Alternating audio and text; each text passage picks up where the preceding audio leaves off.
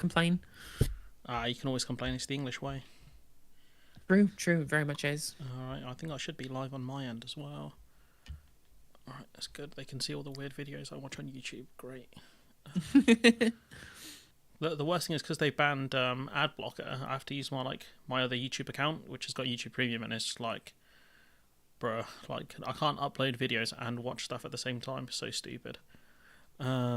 Yeah, for sure. Like there was no way I was ever going to survive without YouTube Premium, which is fine. Like I was happy to pay for YouTube Premium because I use YouTube Music on the go. So I mean, I don't have to have like Spotify or anything like that now with YouTube Premium, and being able to have like the mini player when you're on other apps on your phone to have YouTube in the background, like that is a lifesaver. So I can't use YouTube without that. I don't use the mini player. I hate it. Really fair. Yeah, I don't use that as just audio only. That's how I watch most of my videos. Fair, as long as it's not like something I have to actually watch a video on. I'll just go audio only. What do you want to start with? Do you want to start with the COVID stuff or the Middle East stuff? Which one do you want to start with? Let's go with the COVID inquiry stuff. It's pretty juicy. So, and I think most of my chat probably sick of just hearing nothing but Israel Palestine for however long. So we'll give them a little bit of like a break. Whet the appetite with some of the COVID inquiry stuff. It's incredibly juicy. Yeah, I don't know which bits you want to talk about, but Dominic Cummings saying, "Oh yeah, I warned the guy." It's like the meme of Marx where he says, "I warned you, I told you." Like I fucking told you, bro. That's what Dominic Cummings is trying to be, because he's trying to rewrite history by pretending, I knew all of this stuff was going to happen. I tried to tell them, they never listened, and I'm like, bro, like there's no excuse. You were there, and if anything, you didn't know what was going on. Oh, the best part as well is when he admitted in the inquiry as well, saying, so you knew that Boris Johnson wasn't fit for office, that he wouldn't be able to deal with the problems of being Prime Minister. And I was like, yes, but I had to do it to stop Jeremy Corbyn. And you're just like, this is like the level of derangement that people in the media had at the time. People all over the political and media class had, like from top to bottom. They just had this absolute, this derangement about potential for Corbyn to be Prime Minister. It was incredible, like the level to which all of the toys got thrown out the pram to stop him. And it's like, yeah, I knew this clearly, this man who clearly was not fit for office in any sense of the word, was not fit for office. Yeah, we had to stop the jam, man. Had to stop Jumbly Crumbles. Yeah, could you imagine if Corbyn had gotten in? Jeez, could you imagine? It's almost like a blessing in disguise, kind of, because I don't think he would have survived any of the stuff. He wouldn't have survived COVID. He wouldn't have survived the war in Ukraine. He definitely wouldn't have survived what's happening now. So, it kind of was I think he would have done better with COVID, given like the evidence that we have, and given the fact that we all have eyes and ears, and we could see what was happening during the COVID period and how poorly the government were responding to it at the time. But if Corbyn had tried to implement the kind of lockdowns, A, that were necessary, and B, at the very least that we started off with, right, when it was basically there was no house mixing allowed outside of like the bubbles that they created. But there was no way people were going to be able to obey those orders coming from Corbyn's mouth. No way. Honestly, it was just such a nightmare as well, because you got those two ladies who were fined on a bench, who were just sat there, and they got fined for no reason, and you're just like, this is a shambles right here. Like, it was just such a mess, especially when they were buying and stuff. But like the idea that they wouldn't have listened to Corbyn, I don't know about that. I'm surprised anyone listened to Johnson. Even one of the scientists said it as well. He said, like, I didn't think people would listen to us. I'm thinking, what gave him that impression? The only thing I could think of, it must have been Cummings or someone else, or maybe one of the other advisors said, people wouldn't listen to that, and that's why they moved to herd immunity. Like one of the, it was on Channel 4. This guy he was in the COVID inquiry. He's a really like weird, skinny kind of guy, like really gangly, and he was saying, we have to move to herd immunity, and the guy who was one of the other scientists was like, you're gonna kill people, like this is stupid, like you can't do this. And I think it was because he must have been under the impression that if we can't do a lockdown, maybe this is the best option. But I just couldn't believe it. Like, he came out with that statement. Yeah. There are so many things that we've heard now from the inquiry that just show like the callous disregard to human life that was taken from the government essentially from the start until the end of the pandemic. What we know about what Chris Whitty was literally calling eat out to help out the virus or something like that, which is essentially what it was. turning into Doctor Death.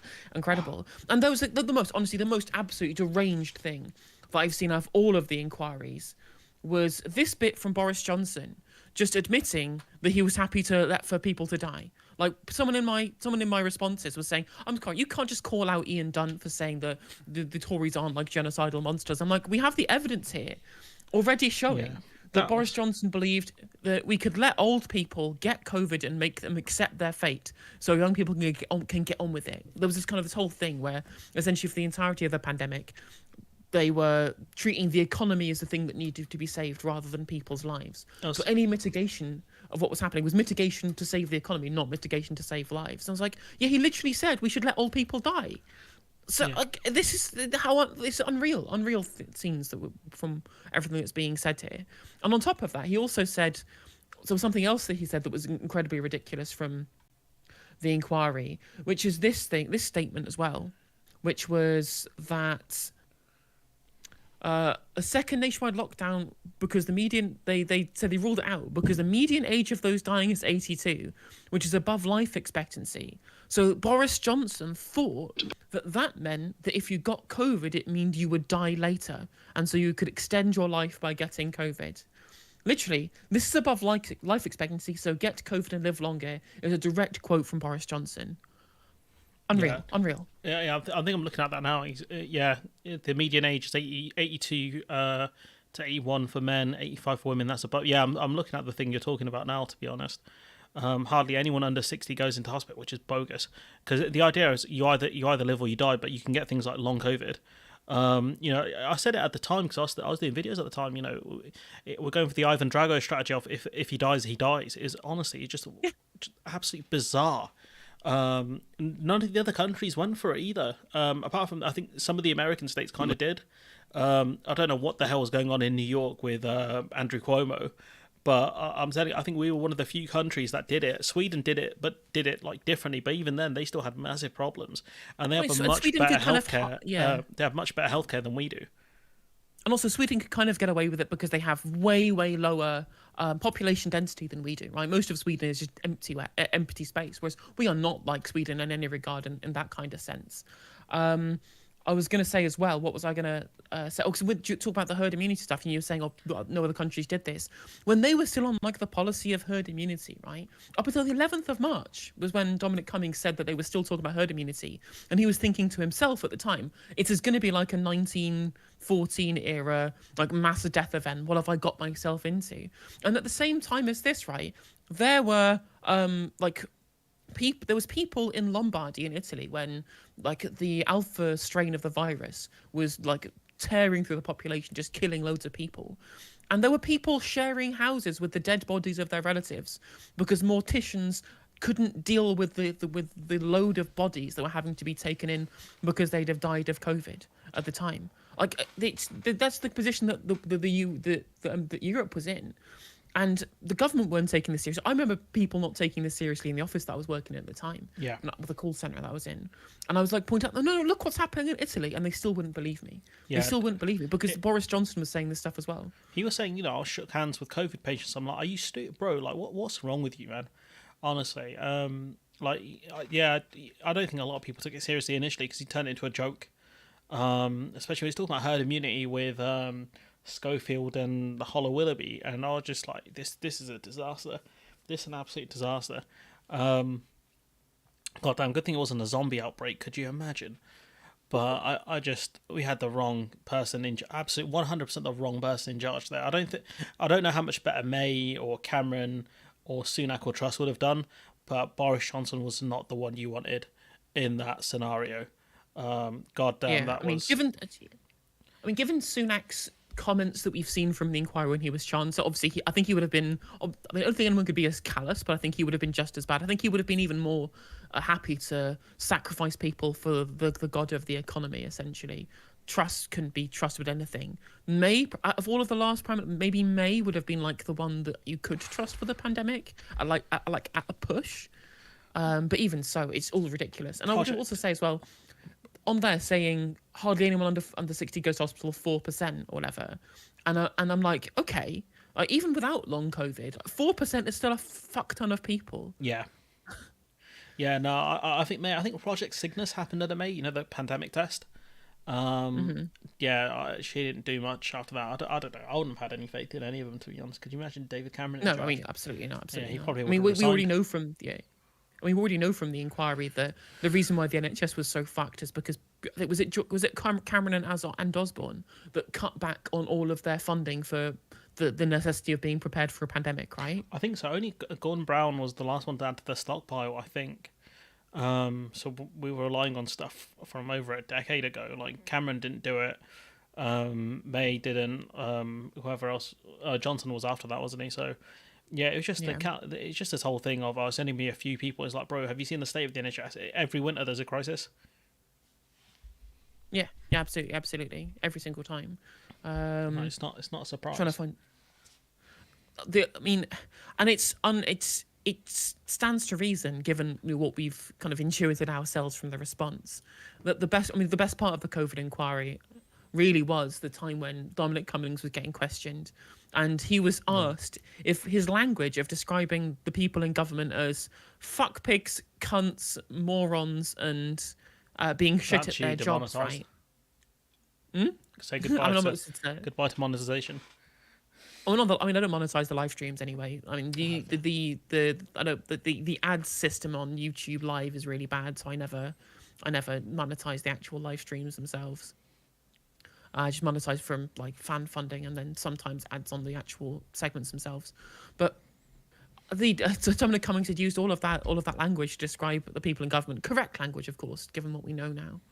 And he was asked, "Did you think that that language was wrong?" And he was like, "No, I think I understated the level to which the popular consensus was how bad the government was handling the pandemic." And he's obviously 100% correct with that. Yeah, I just it was just awful. And we had Matt Hancock there, Mr. Kissy Kissy himself. We had it was just no like the fact that Ian Dunn and James O'Brien were saying, "Oh yeah, Matt Hancock's one of the good guys." I'm just like, the good guys compared to what? Like if you look at the axis of evil, right? Oh yeah, you know this group are not as bad as the other ones. It's like, bro, what? Like it's a low bar right there. You know, it's a low bar, especially when they're like, oh, he's one of the good Tories, and you're like, good ones.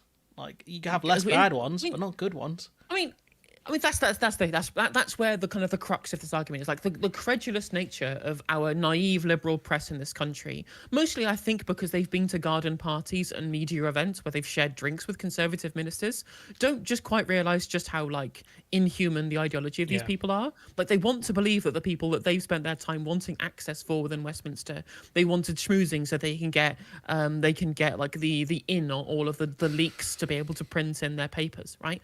All of these people they just refuse to realize that these people just have no like concern for the sanctity of human life. That's the only thing that I can take from these things where they say, well, Matt Hancock's the good one. To quote Dominic Cummings again, leaving Hancock in post is a big mistake, as he's a proven liar. We face an autumn crisis with the Cecler still in charge of the NHS, a hideous prospect. Like Cummings was right next to these people, and he knew that these people were like yeah. deplorable individuals. And people will continue to talk about, oh, actually, there are some good Tories there. No, they're all bad. They've never been good. And the fact that you spent all of your time prevaricating over, the jam man being the opposition to these people, or actively trying to get them elected in the case of people like Nick Tyrone and Ian Dunt, etc., just shows how like these journalists just cannot be trusted with the public discourse. It's kind of astonishing that they just don't get it. Like so like it was the whole Brexit thing. Honestly, they're the only ones. That was the only time they realised like some of the Tories are actually really bad. Genuinely, like if that didn't happen, they would have this impression the Tories are like, oh, they're well-meaning, Yeah. but they just have a different view on the economy and redistribution and things like that. And you're like, bro, no, that's not it. No, exactly. And like there was another James O'Brien tweet, which is like, there's a straight line between the lies that got us to Brexit and the lies that were told during the pandemic. And of course, these are both symptoms of a larger systemic malaise in this country, where our politicians just don't treat us with the level of credulity that they should treat the populations that they're there to represent. But the idea that this started with Brexit, I find this such a gigantically naive opinion. When of course there were plenty of lies and continued lies, but Yeah, you know, there were how many lies were there about like the Iraq War, for that's example? This that's has been an something endemic problem with our political class for ages. that's something David Dimbleby talked about. I think that's when he said trust in the politicians died effectively was because of the Iraq War, because it went from Saddam has nukes, he's going to use them, to Saddam has nukes, to Saddam's a really bad guy and someone had to deal with him. And it's like, but you said he Yeah. had nukes. Like these are two different things. So I think he's right to an extent. That I think maybe that is where trust died. I think for a lot of people, anyways, that's where trust in the British media died, because it was such brazen lies. The idea that he had nukes and he was going to use them. These are two different things. Lots of countries have nuclear missiles. It doesn't mean they're going to nuke us. No, exactly. So yeah, no, I think it was that moment. It's just because these people, that's the only time they understood politics. I think to an extent was that these are just brazen lies that the media aren't combating when they do it all the time. Even during Yeah, COVID, they do it all the time. Yeah. Peston put out an article in the Spectator talking about herd immunity. I'm like, oh yeah, bro, I didn't know you were a medical doctor or a professor in the sciences. Oh, you did Exactly. political science. That don't count. Journalists have a gigantically overinflated sense of which their opinions matter or count. Massively overinflated, because they don't understand many things apart from how to write things that sound convincing, and even them struggle at that. Basically, like half of them just studied PPE at Oxford or whatever, have the right mates in the right places, so got their in like the Times or in the Telegraph or whatever it is, or the Spectator, as you say, and therefore that a lot of their opinions are just completely unwarranted and completely not backed up by any kind of empiricism. That's why I think that the FT is probably the only place you get good journalism. Yeah, I think the FT. I'm trying to think. I think Sunday Times is okay. I think they're the ones that did a lot of the investigative journalism on the Cobra stuff. So they broke a lot of news initially. I think the FT is probably the best one that you'll find. It's just really expensive. But yeah, I think the problem is they don't study political journalism. They don't study politics. That's the problem. They study journalism, which again, if you want to get into sports journalism, you have to learn about sports. It's the same thing with politics. Like, you have to learn about politics to cover political stuff. Otherwise you're not going to get anywhere, because you're not going to know what the hell you're talking about. All you're going to know is about double and triple sourcing and how to write a clickbait headline. That's about it. Yeah, exactly. It's also worth noting as well that obviously, as well as the Brexit and Iraq War lies and all that kind of stuff, austerity was a lie as well. Like a brazen and deliberate lie too, where they told us they were doing it to get the public finances in order, when it was never that. It was an ideological project to shrink the size of the state deliberately, and it didn't matter how many people died or how many UN rapporteurs had to declare that as violating human rights of the disabled. Right, the project had to be completed, and they had to lie to the public about the nature of the public finances and the nature of what the public debt would be, and how what is necessary in terms of deficit reduction. It was all a lie. It was all a lie. I think that was the biggest con that they pulled on people. They tricked people into thinking the economy works like a household. That is genuinely one hell of an achievement, and the journalists let them get away with it, because they kept talking about their country's broken, all this stuff. I'm like, broke how?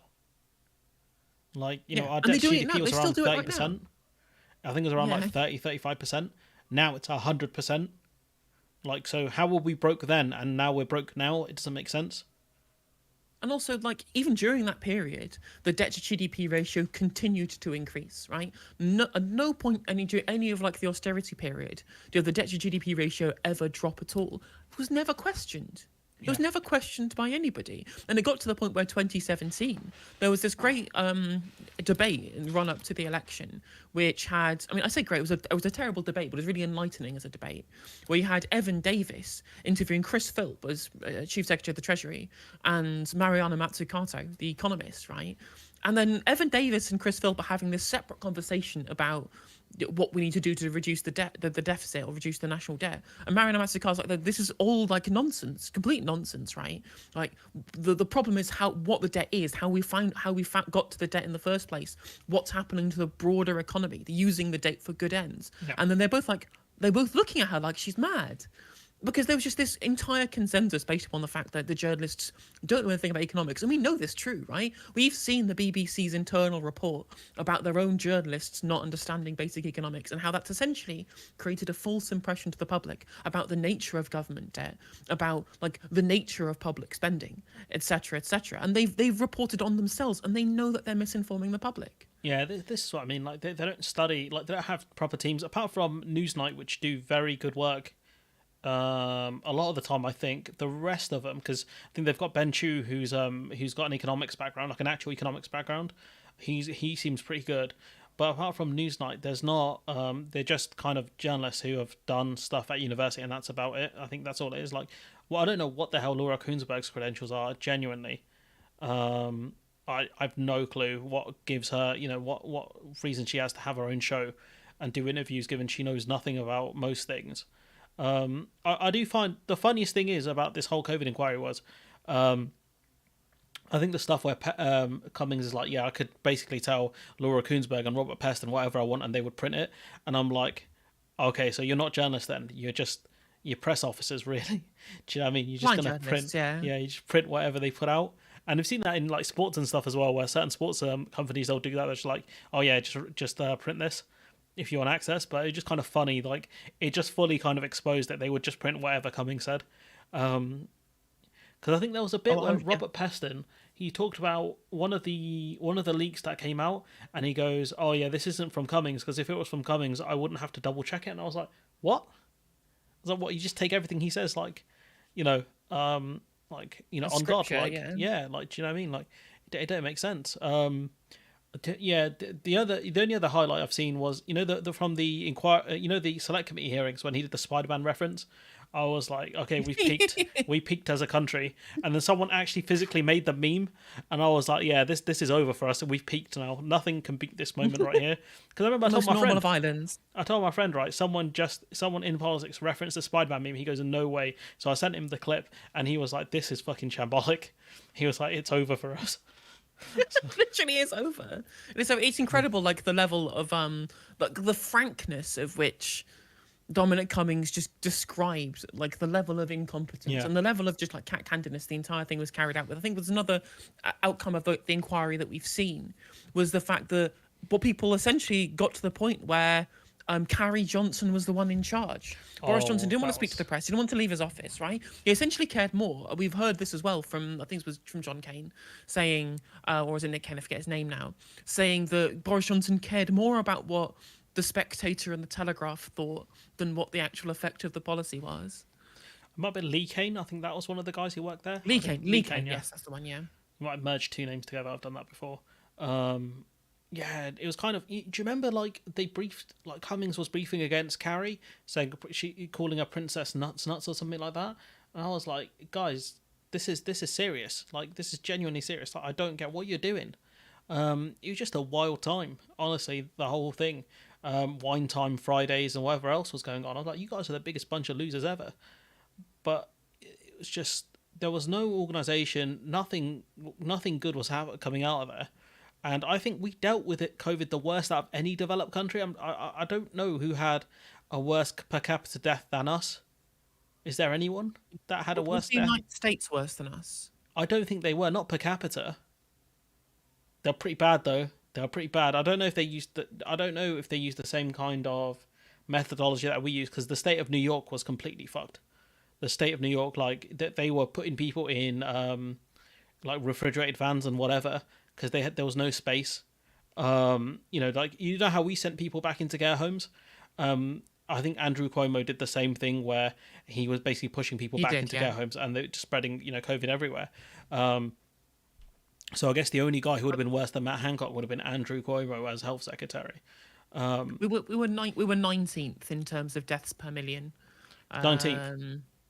Yeah, there was a lot of kind of other European countries, like the Eastern European countries, so places like Bosnia, North Macedonia, Georgia, Slovenia, Montenegro, Czech Republic, Latvia, Slovakia, places with, I'm assuming, like old Soviet housing, essentially. So people who were living in like big tower blocks, and probably was the way in which it was going to spread, I guess. I'm talking about like developed countries. Like, I guess it depends on which definition you go with, because I think some people class Poland as a developing country, and some people class it as a developed country.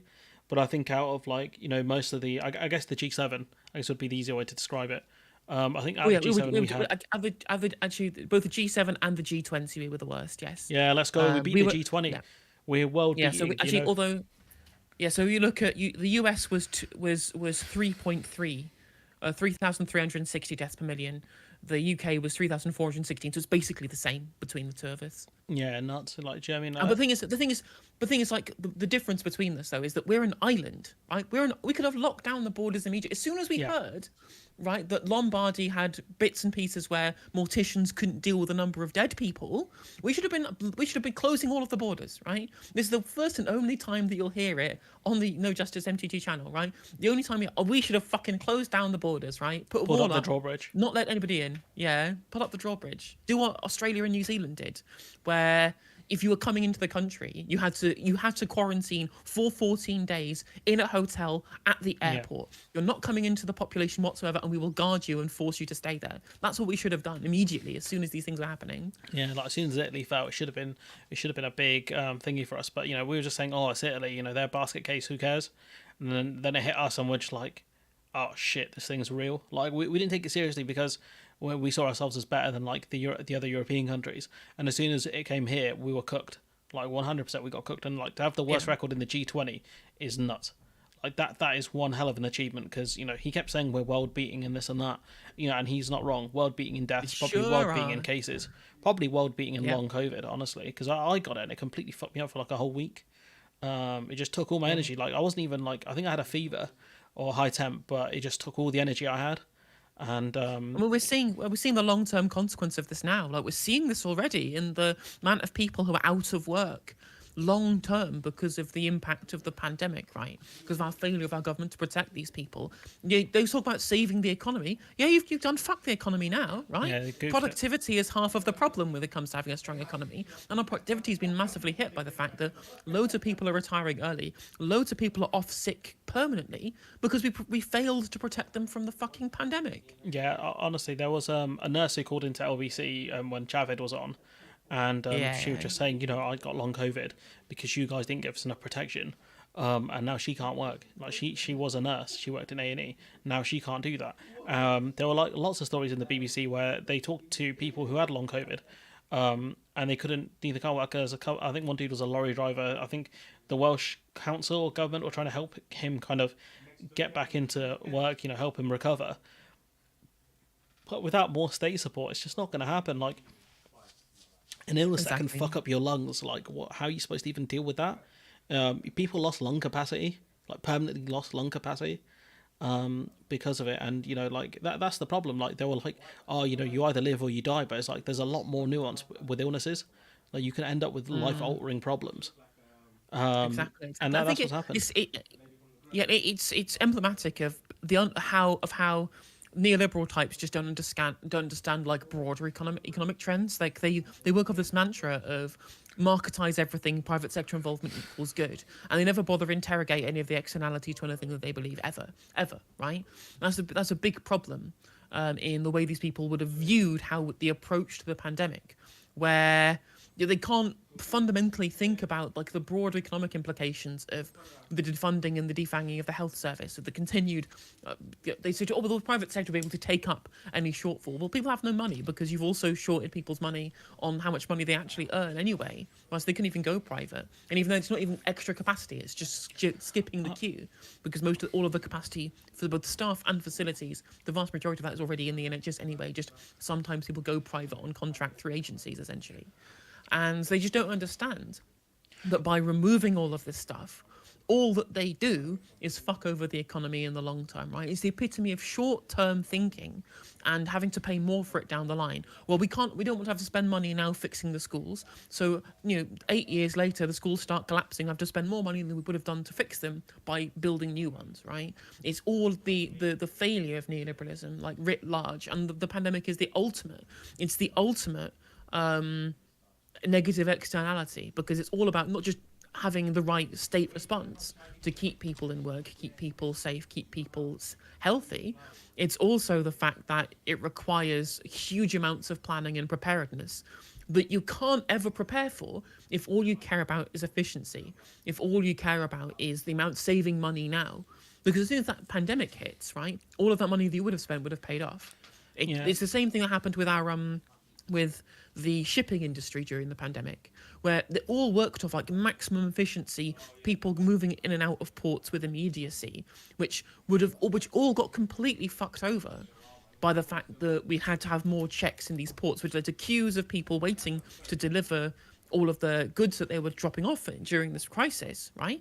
And that had a knock-on effect on the entire shipping system because there was no contingency whatsoever. yeah. I don't. The I'm trying to remember what you said now. It's quite. Yeah, I think with the efficiency thing, like it wasn't even to make the system more efficient. It was just to part it off. Like that's why they did it. Like it's not efficient to have like different kind of agencies deal with stuff. It doesn't work. Like if you have to go to different companies to get bits of data and whatever, it's just stupid. It's completely inefficient because they all have to adhere to data protection stuff. They have to figure out who you are asking for the data and things like that. Whereas if you're in one organization, you can say, oh yeah, Phil in floor 3 needs this person's like blood data or whatever.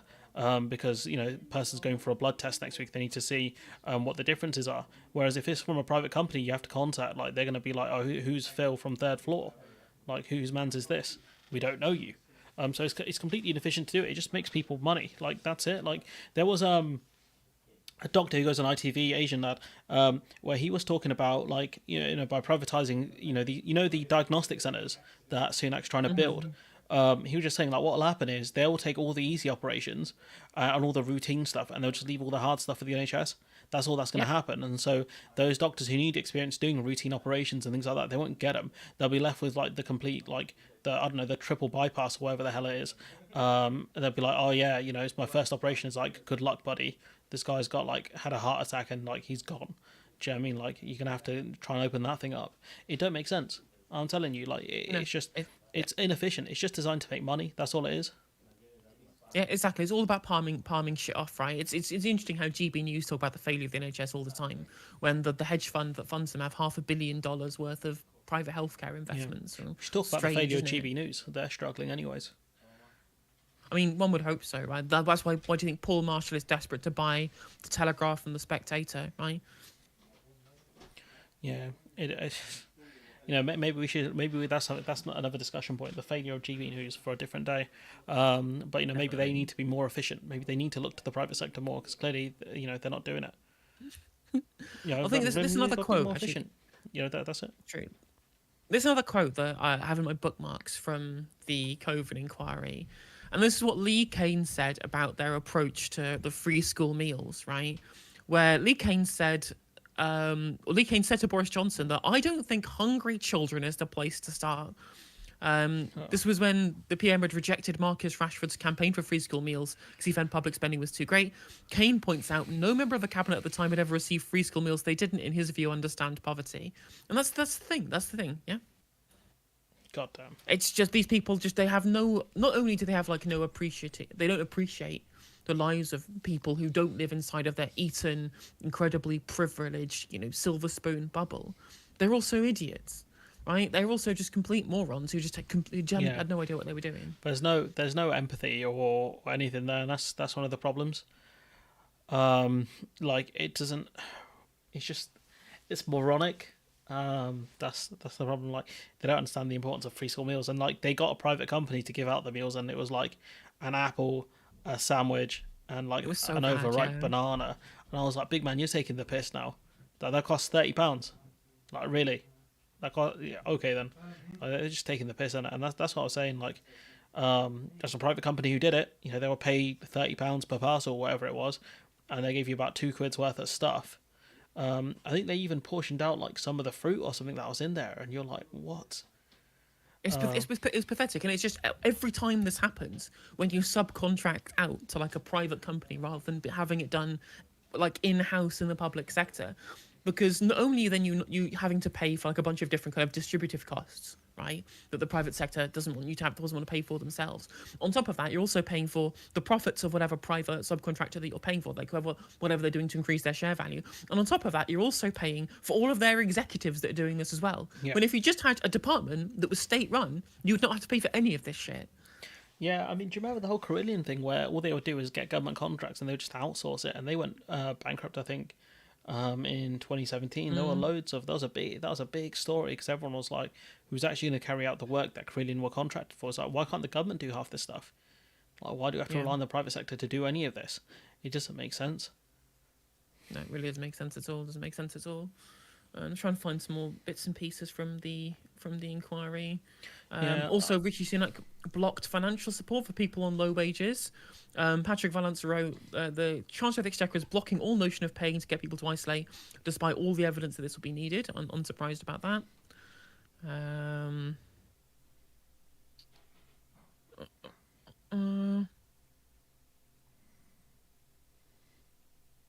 Oh, there were concerns about Boris Johnson's relationship with the Barclays and with the Barclay brothers and the Telegraph, and there were specific concerns and also suspicions of possible corruption in terms of his relationship with George Osborne and attempting to try and funnel public money into the Evening Standard, which is an interesting claim as well. I think they did that with a few of the newspapers, didn't they? I think they sent some of the newspapers money, and the newspapers didn't do a great job of coverage. Oh yeah, it was like, what was it called? It was like the Oh, they had there was literally, it was someone in the House of Lords said it, didn't they?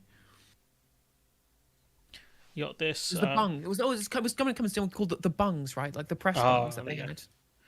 That's what I remember them saying. Lee Kane was saying, I'm just on like one of the BBC articles saying talking about Boris Johnson. He doesn't think it's a big deal. He doesn't think anything can be done, and his focus is elsewhere. Probably thinking about the next girl he's going to go for. He thinks it will be like swine flu. That's me saying that, not Lee Kane, by the way. Just in case anyone comes after me. Kane said he thinks it will be like swine flu. He thinks his main danger is talking economy into taking. I think he's got a typo there. Taking the economy into a slump, but. I don't like I said, as soon as Italy fell, that was it. That should have been like, oh god, this thing is real, because obviously China hid a lot of the stuff that was going on. They lied about the amount of people who died from COVID. They lied about the disease initially. They tried to like basically stop anyone talking about it, and it just didn't work because obviously how do you hide a pandemic or an epidemic at that point? You can't. There's a lot of Jaws references here, which. God damn, that was. I think kids will study this and think we, the whole country collectively, we're a bunch of clowns. I genuinely think that they will look at this and think we're stupid. I mean, this is the thing, right? Is a lot of the people who are like are on the right of politics, they do it kind of for kind of nationalist reasons as well. Like they love the country and they believe in like the imperial power of the British Empire, all the kind of nostalgia stuff. And I'm like, if you believe in like what Britain looks like on the world stage, how can you vote for these fucking morons, right? We are literally the laughing stock of the world at this point, not just with Brexit and with the pandemic, but just in general, all the prime ministers that we've gone through. And 25% of the country are still fucking voting for the Tory party. What are they doing? Like they must live in a completely different world to us. Yeah, right? I'm just seeing more messages from Cummings saying that get in here, he's melting down. I think he's talking about Boris Johnson. Rishi saying bond markets may not fund our debt, etc. He's back in jaw modes. Wank. I've literally said the same thing 10, I think it's effing times. It must be. They bleeped it out for some reason. And he still won't absorb it. I'm exhausted just talking to him and stopping the trolley. That's what they refer to Boris Johnson as, the trolley. I've had to sit here for 2 hours just to stop him saying stupid shit. I'm exhausted. This is Lee Kane saying I'm exhausted with him. And then Steve Swinford, who works for the Times, I'm going to say, was it the Telegraph? Which one is it? Times, yeah. It's the Times. He sure. said Boris Johnson put slightly confusing messages from Boris Johnson at the beginning of his press conference, and apparently Boris Johnson was really mad about what Swinford said. There's a bit more here. There's loads here, actually. This is nuts. This is like, all the messages that what's her name, Isabel Oakeshott put out from Matt Hancock. Matt Hancock, the dumbest guy in British politics. He's the guy James O'Brien apparently thought highly of. The inquiry shows, Matt Hancock gave his gave all of these documents to a COVID denier, and then she put them all out there. He probably paid her, and then she put out all of this information and claimed she was a whistleblower, which I guess she was. And it's just like, bro, you're cooked. It's over. It's over for you. Like, not only did you get sacked for making out with someone who was not in your bubble. Oh, no, I guess he did, didn't he? Because it was him and his wife were separated, but he never told anyone. But not only that, you also gave a load of sensitive documents to a person who didn't care and put them out there. Let's see. Cummings wrote about Helen McNamara, who was the deputy cabinet secretary at the time, saying her propriety and ethics bullshit was designed to waste huge amounts of my time, and said she should be moved from her job. I'm not too familiar. I think I've heard her name, but McNamara is quite a common surname.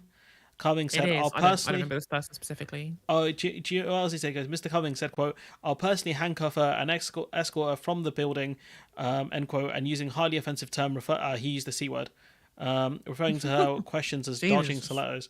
I don't. Was she that bad? I don't remember she doing anything. I don't remember her name. I remember, I think it's Martin Reynolds, and a few of the other like civil servants that were there, but they were most the bring your own booze guy, classic. I remember him. I don't remember anything about this Helen McNamara person. No, me neither. Me neither. Let's see. She looks familiar, but former civil servant, previously worked. I mean, it's fair to be fair to Bilderberg's probably right there. She probably was much in the public eye. Like, who was aware of what Allegra Stratton was getting up to until that film of her laughing about the parties went viral, right? And people felt bad for her, and I was like, why do you feel bad? She was there as a spin merchant. Like, that was her job. Yeah, exactly. And not just any spin merchant, a spin merchant who spent her career working at fucking ITV as their political analyst. Yeah. Right? It's just like still in bed with all of these people, like lying about welfare claimants when she did this thing on ITV News about it too. It's just like Sebastian Payne turning up at Jacob Rees-Mogg's house, coming downstairs in his dressing gown, right? They're all part of the same bubble. It's all the same species of people. That's the in-betweeners guy, isn't he? Briefcase wanker. Yeah. Briefcase wanker. Yeah. Yeah. No, there's a couple of those, isn't there? In politics, Sunak and this guy. Gonna have to have like some sort of friendship. Also Allegra Stratton as well. Allegra Stratton was married to James Forsyth, who was political editor at the Telegraph or Spectator. Was it? I think it's Spectator. Either Telegraph or Spectator, right? Who was best man at Rishi Sunak's fucking wedding. Yeah, right? The thing is, like, this is a tweet that I think underlines what I'm saying here, is that Peston's talking about, like, the people couldn't understand, like, the sheer incompetence that's worse than anyone could have feared. And then someone then quote tweets it, saying, heads really should roll over this, and not just in those of politicians either. Their boosters in the media sacrificed any last vestige of credibility that they may have maintained. And then Flying Rodent says, it's a total system failure across multiple sectors. Everyone aggressively fucking into the sun for reasons they were not open about then and won't admit to now. And not a fuck up by one guy that's all being portrayed that way. And the central understanding of this crisis is understanding that there is a collapse in the traditional understanding of social systems. Once distinct entities of government, media and business are now effectively a single entity who singularly coordinate to maintain that at any cost. And it's true. It just 100% is true. Like, advisors come in, media have all of the links to the government ministers, right? Who then have their own little set circles of interest in the private sector. And they decide on what policy is without us. There's no input from, like, the democratic input whatsoever in any of these decisions that get made. I don't. Yeah, with the media, it's just they're two in the pocket, and like it's just fucking hell, I'm struggling with names today. It's been a long day. Who wrote Manufacturing Sector? Chomsky talked about it a long time ago, didn't he? Yes. And I think it's just only just gotten worse, to be honest with you.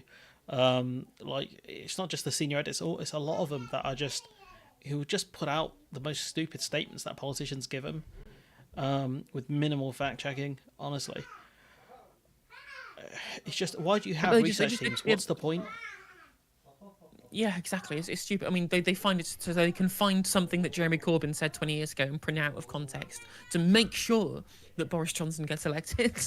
Yeah, I mean, they got the worst guy in they could have gotten to deal with this stuff. It's just silly. I think it's just completely stupid. Yeah, it really is. Yeah, it just made me. I just lost my mind. Just these guys are like, these people in the media just talking absolute nonsense. They have no idea what they're talking about, no expertise whatsoever, and then they'll bring on people who have absolutely somehow even less expertise than they do, and they just let them talk, with Yeah, no corrections or anything. like the ultimate version, like the most recent, like obvious example of this. Like, remember when Farage had like his Coots account Oh yeah, tank yeah, because he fell below like the minimum like financial threshold, yeah, right? broke. People kept printing that he got removed for no reason. I'm like, when Francis Coppola, the economist, was like continually going, no, look, I've got the documents, literally in the documents, it's already said that Nigel Farage fall below like the financial viability of the account that he's been given, and people keep talking about this like that he's been cancelled when it's literally in Yeah. writing in the documents that Farage published himself that it was because of his financial position and his lack of financial credibility with the company falling below the threshold. It's incredible that people just printed what he said. Yeah, that's the problem, isn't it? Because they just quote him and they just run with it. There's no fact checking. Like, they tried to go to the company. I think that lady resigned over it, the one who was CEO of the company, or in charge of the company. Yeah, because she gave out information she shouldn't have done, apparently. But I think she got baited into it by Farage pretty big. I think he baited her into saying something that she probably shouldn't have said. But I just, That's the thing, is that people say that she was sacked from her position, or she quit from her position in NatWest because of the fact that they had terminated Farage's account, when that was not why she had resigned. As you rightly say, she resigned because she voided confidentiality by talking to a BBC reporter yeah. and leaking the information that she'd been given internally. It was nothing to do with the fact whether or not his account being cancelled was justified or not. It was because of the lack of confidentiality, and I think that's correct. I think it's fine for her to want to resign for breaking confidentiality rules, but people kept reporting it as though she was doing it because of the termination of the account in the first place, right? Reporters would frame the headlines as NatWest boss quits after Nigel Yeah. Farage debanking scandal, and it's technically true, but people read that headline and they will think, oh, okay, so she's left because of the debanking scandal, when actually really it's because of the voiding of confidentiality. Yeah, I mean, to be fair, I'm looking at it now, right? There's the the strike on the Gaza refugee camp right now. It goes, the IDF says the strike killed a senior Hamas commander. The Hamas-run health ministry says at least 50 people were killed, right? So all they've done is made it a 50-50 thing and saying like, oh, Israel have said they killed out one of their targets. Hamas have said, multiple civilians were killed. 50 odd civilians were killed. And like, have the BBC verified this? No. Is there any verification for this? Not really. And so you're just putting out statements that people have said with no fact checking whatsoever, and that's something they continuously do. I still think the worst one is when Koonsberg said we've maxed out the credit cards. I'm like, oh gee, I didn't know you were an economist. Sorry, Keynes, we maxed out the credit cards, bro. We can't do your version of economics. I'm afraid we can't invest in the economy because we're absolutely cooked. I'm sorry, bro. And this is the argument I got into. I'll tell you what, the argument I got into was some absolute fraud, right? This guy goes, oh, we can't do Keynesian economics because our country's at 100% debt to GDP ratio. And I was like, cool. At the end of World War II, we're at 200% debt to GDP ratio. He goes, oh, interest rates were lower back then. And when I tried to Google to find out what the interest rates were in 1945, I got hit with a brick wall because obviously the Bank of England didn't exist back then. So I'm not sure what the interest rates were.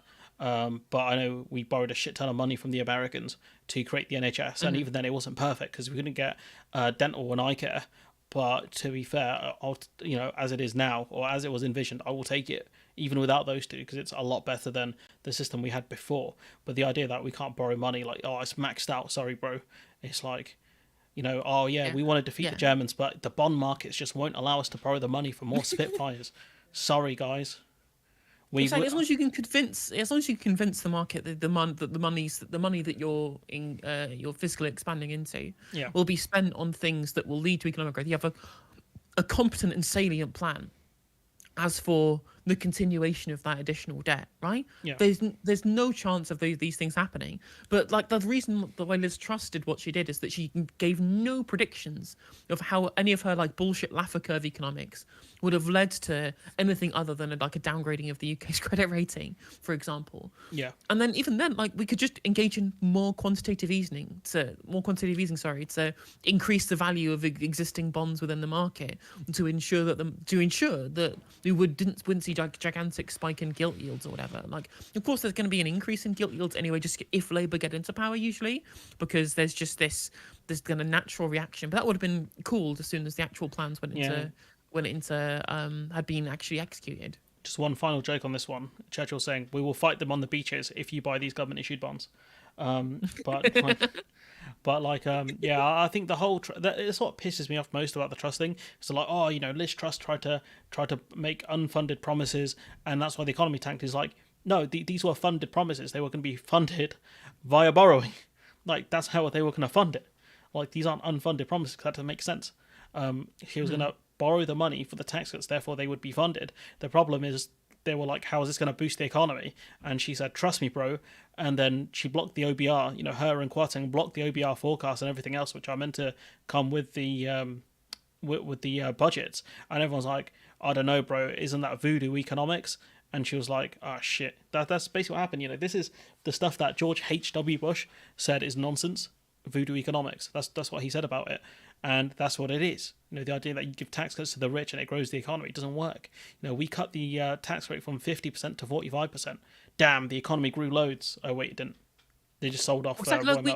We had higher, sustained average growth in the post-war period when we were taxing the rich at between 70 and 90% than we've had since the Thatcherite reforms, when we've been taxing them at 40 to 50% essentially for most of that period, right? Again, there's no appreciable data or evidence to show us that these two things are in any way linked at all. The tax cuts for growth, like the Laffer curve caps out fucking 70%, mate. Like, the idea that we can Laffer curve our way anywhere below that for taxation on the rich to grow the economy is complete nonsense in terms of government receipts as well. And all it's resulted in, and as every single study shows this now, every single study, quote unquote debunking trickle down economics. I don't like that term. I think it's a bit of a silly term because it's actually not trickle down economics, right? It's just making the rich richer economics, and that's all it's ever been, right? The idea that the wealth would trickle down to everybody else, was never the intention of the neoliberals, right? The only intention of them was just to make rich people richer, right? This ideological opposition to taxation of the rich, because they felt that it was theft and they felt that it was unfair and it was punishing people who'd quote unquote worked harder because the market had determined that it had, right? Their ideology is whatever the market says goes, and if the market has allocated this much extra money to you, then you must therefore have deserved it kind of de facto, when that's not the case when you have taken a different kind of economic philosophy towards that. So using a term like trickle down economics is just nonsense, because no one believed that it would be that. Right, it's always been make the rich richer economics.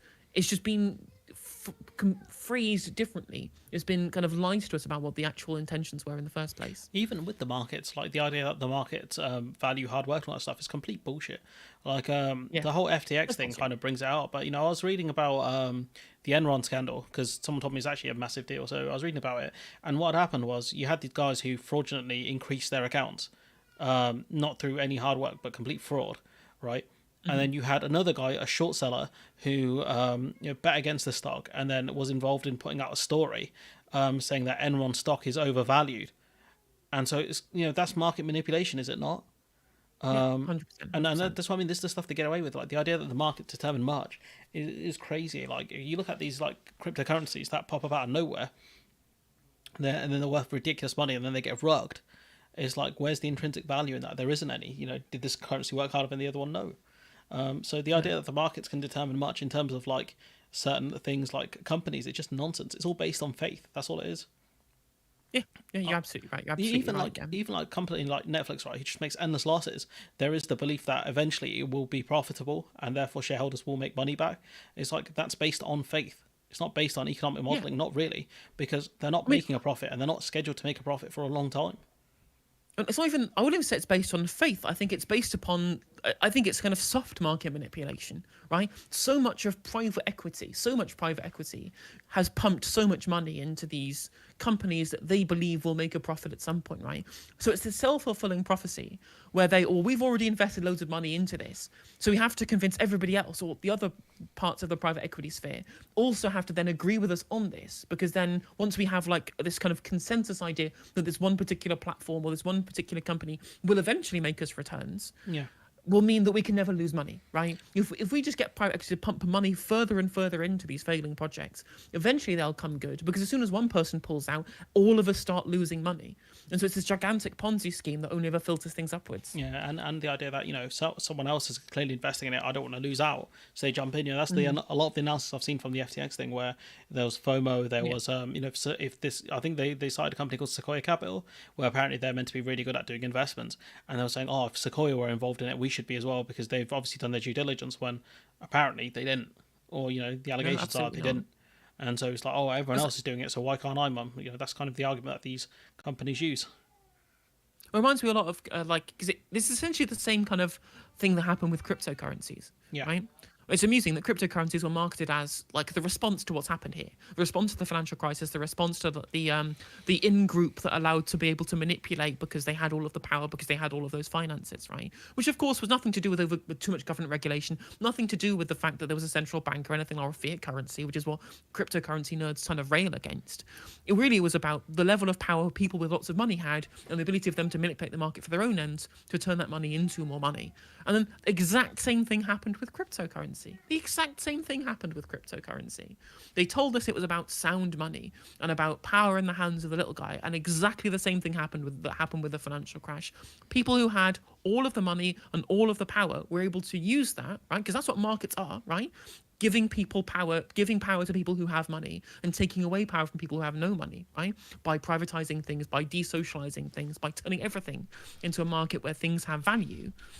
All that did was push power into people who already had money, because the people who had the power in the cryptocurrency ecosphere, where people had loads of money in the regular economy and just decided to invest in this Ponzi scheme, and then had a material incentive to continue pumping the value of their investments, just like what happens in the stock market that we've seen with these other failing companies as well, because they're the sunk cost fallacy. Yeah, it's kind of, we back out and it's all over. So we need to put more money, and that's what these guys kind of convince people of. Yep. It's the idea Exactly. that if you invest another billion into us, then we might make a profit eventually. And it's like, I don't know, bro. If you need that much money, it doesn't sound like it's going to go well. But then all of your other mates will say, well, you have to invest in this because I've already invested in this, right? Yeah. All of the other private equities, we've all invested in this too. So clearly, we've also got something right. And also, if it fails, then we're all fucked. So you might as well get on the boat, because it's essentially the too big to fail situation all over again. Or it's they offer you crazy returns, and you make stupid amounts of money, but then the company goes bankrupt, you lose everything, because bankruptcy court does not really benefit you that much compared to the other creditors. So yeah, markets suck. The stock market makes no sense. That is not financial advice. Absolutely not. No, absolutely not. It's all just absolute mess, really, isn't it? And we've seen it the whole time. And it's incredible that we knew the financial crash happened in 2008. We didn't get the message. Like, the population just didn't get the message about how, like, so much of the stuff, all of the deregulation that would been part of kind of the cornerstone of conservative ideology for like 2-3 decades before that. How they still believe in this stuff even after the financial crisis. The belief in like market fundamentalism just kind of hasn't really gone away, at least not in the political media class, right? People, that's the irony of like the Starmer position, is that they still kind of believe a lot of the time in market fundamentalism from their policy that we've seen, because it's not that different to the Conservative Party, and there's no appetite for it. There's no appetite for it amongst people, right? People don't want this market fundamentalist stuff anymore. They don't really support it when you poll them, but it's the only choice that we've been given now. Yeah, honestly, I saw Mark Carney backing Rachel Reeves' economic plans. I'm like, Mark, mate, I love you, bro, but please, no, this ain't it. And you should know, this ain't it, because austerity doesn't work. Like that's the problem. And like what she's pushing is just kind of what did she call it? Securonomics, which is the most boring thing I've ever heard, probably from one of the most boring people I've ever seen. Securonomics. Safe hands Reeves. She might as well come out with some goalkeeping gloves. I reckon she should do it. We should somehow push the idea. It's a good idea that she should come out with goalkeeping gloves on, and someone's going to throw a ball at her, and she's going to save it in like safe hands Reeves or something like that. Honestly, I mean, she probably is going to be a safe pair of hands. Do I think that she's going to do what Liz trusted? No, but like that's not the same as actually fixing the country and like halting the managed decline. Yeah. Because that's what we're going to be getting, right? That's what's being offered to us. It's managed decline, really and truly. Managed decline from Rachel Reeves, or like financial self-destruction from Jeremy Hunt, and of course and also of course the destruction of the planet as well, because they don't take climate change seriously either. Yeah, I mean, from what I've seen, like from Reeves, there's nothing special with her economic plans. It's just George Osborne, the lady version, I guess. Um, but it's Yeah, just pretty much. it's so boring, and like, she just believes in the classic kind of Bank of England kind of. It doesn't make sense. Like, surely they've studied Keynesian economics at some point. Surely someone in the Bank of England's heard of him. I mean, I think Rachel Reeves literally all like is plenty of that, right? Remember the quote that I brought up to her on LBC, Yeah, where she admitted that there was a need for redistribution back then. She's on record, right? Not just like in 2010, but recent, like the last couple of years, saying that the tax system is unfair, that we need to tax unearned wealth, yeah, right? Like yeah. bourgeois earnings, right? They need to be taxed higher to have a fairer economy. No way Things I she all used the agree word with. bourgeois. Did she use that word? No. I know what That's I was about to say. No way she used that but word. I was of course, about to say. I've got to marksify my language to curry favour with chat. Comrade Reeves. Comrade Reeves. Comrade Reeves. We're so close. But essentially that is I think she does believe in this stuff, like, or that she has thought about this stuff previously. But I think that it's not even her that's the problem. I really think that it's the people in Keir Starmer's team have like Possibly. an absolute locked down position on what everything that should happen, right? Like, I don't know if you know Morgan McSweeney. I've heard who's his kind name. of head of like someone that's part of Starmer's campaigns, is desperate to make the Labour Party as bland and as unappealing Yeah. and as centrist as possible, right? Or even right wing at this point, really right wing, really and truly. And so I think that even if like, I think they've already gone to Rachel Reeves and said, we cannot have any more tax rises, right? No tax rises. We have the non-dom stuff and we have like the private school fees. That's it. There were new taxes. We'll include these new taxes, but there will be no other tax rises whatsoever, right? And that's like a red line that she now cannot cross. Because she's advocated for this stuff before recently. The only justification I can think of for her changing tack is that suddenly, right, that someone's gone in and then like with like a mind ray and just gotten rid of every single like element of Keynesian economics and replaced it with like Milton Friedman's like alter ego. Or she's been told that she can't do anything Keynesian, right? Because Yeah. I guess technically, the Green Prosperity Plan is Keynesian economics, technically, but like just that isn't going to fix the country. It's not going to fix the economy. We're not going to deal with the problems that we have. Like what's happening with council budgets? What's happening with the NHS? What's happening with housing? And there's just no real promises on any of these things. Don't even start on council budgets. That story from Woking Council is the most insane story I've read from any council, and my council's one that went bankrupt as well. They literally split it into two different councils. That's how bad it was. And I'll tell you what, that Woking story is absolutely nuts. Do you know what happened with Woking Council? I might have seen it. As boring as it sounds, and I'm going to bore all the viewers here, they basically invested a lot into real estate and started building, luxury flats and stuff. And people were like, oh, is this Surrey or Singapore or something like that?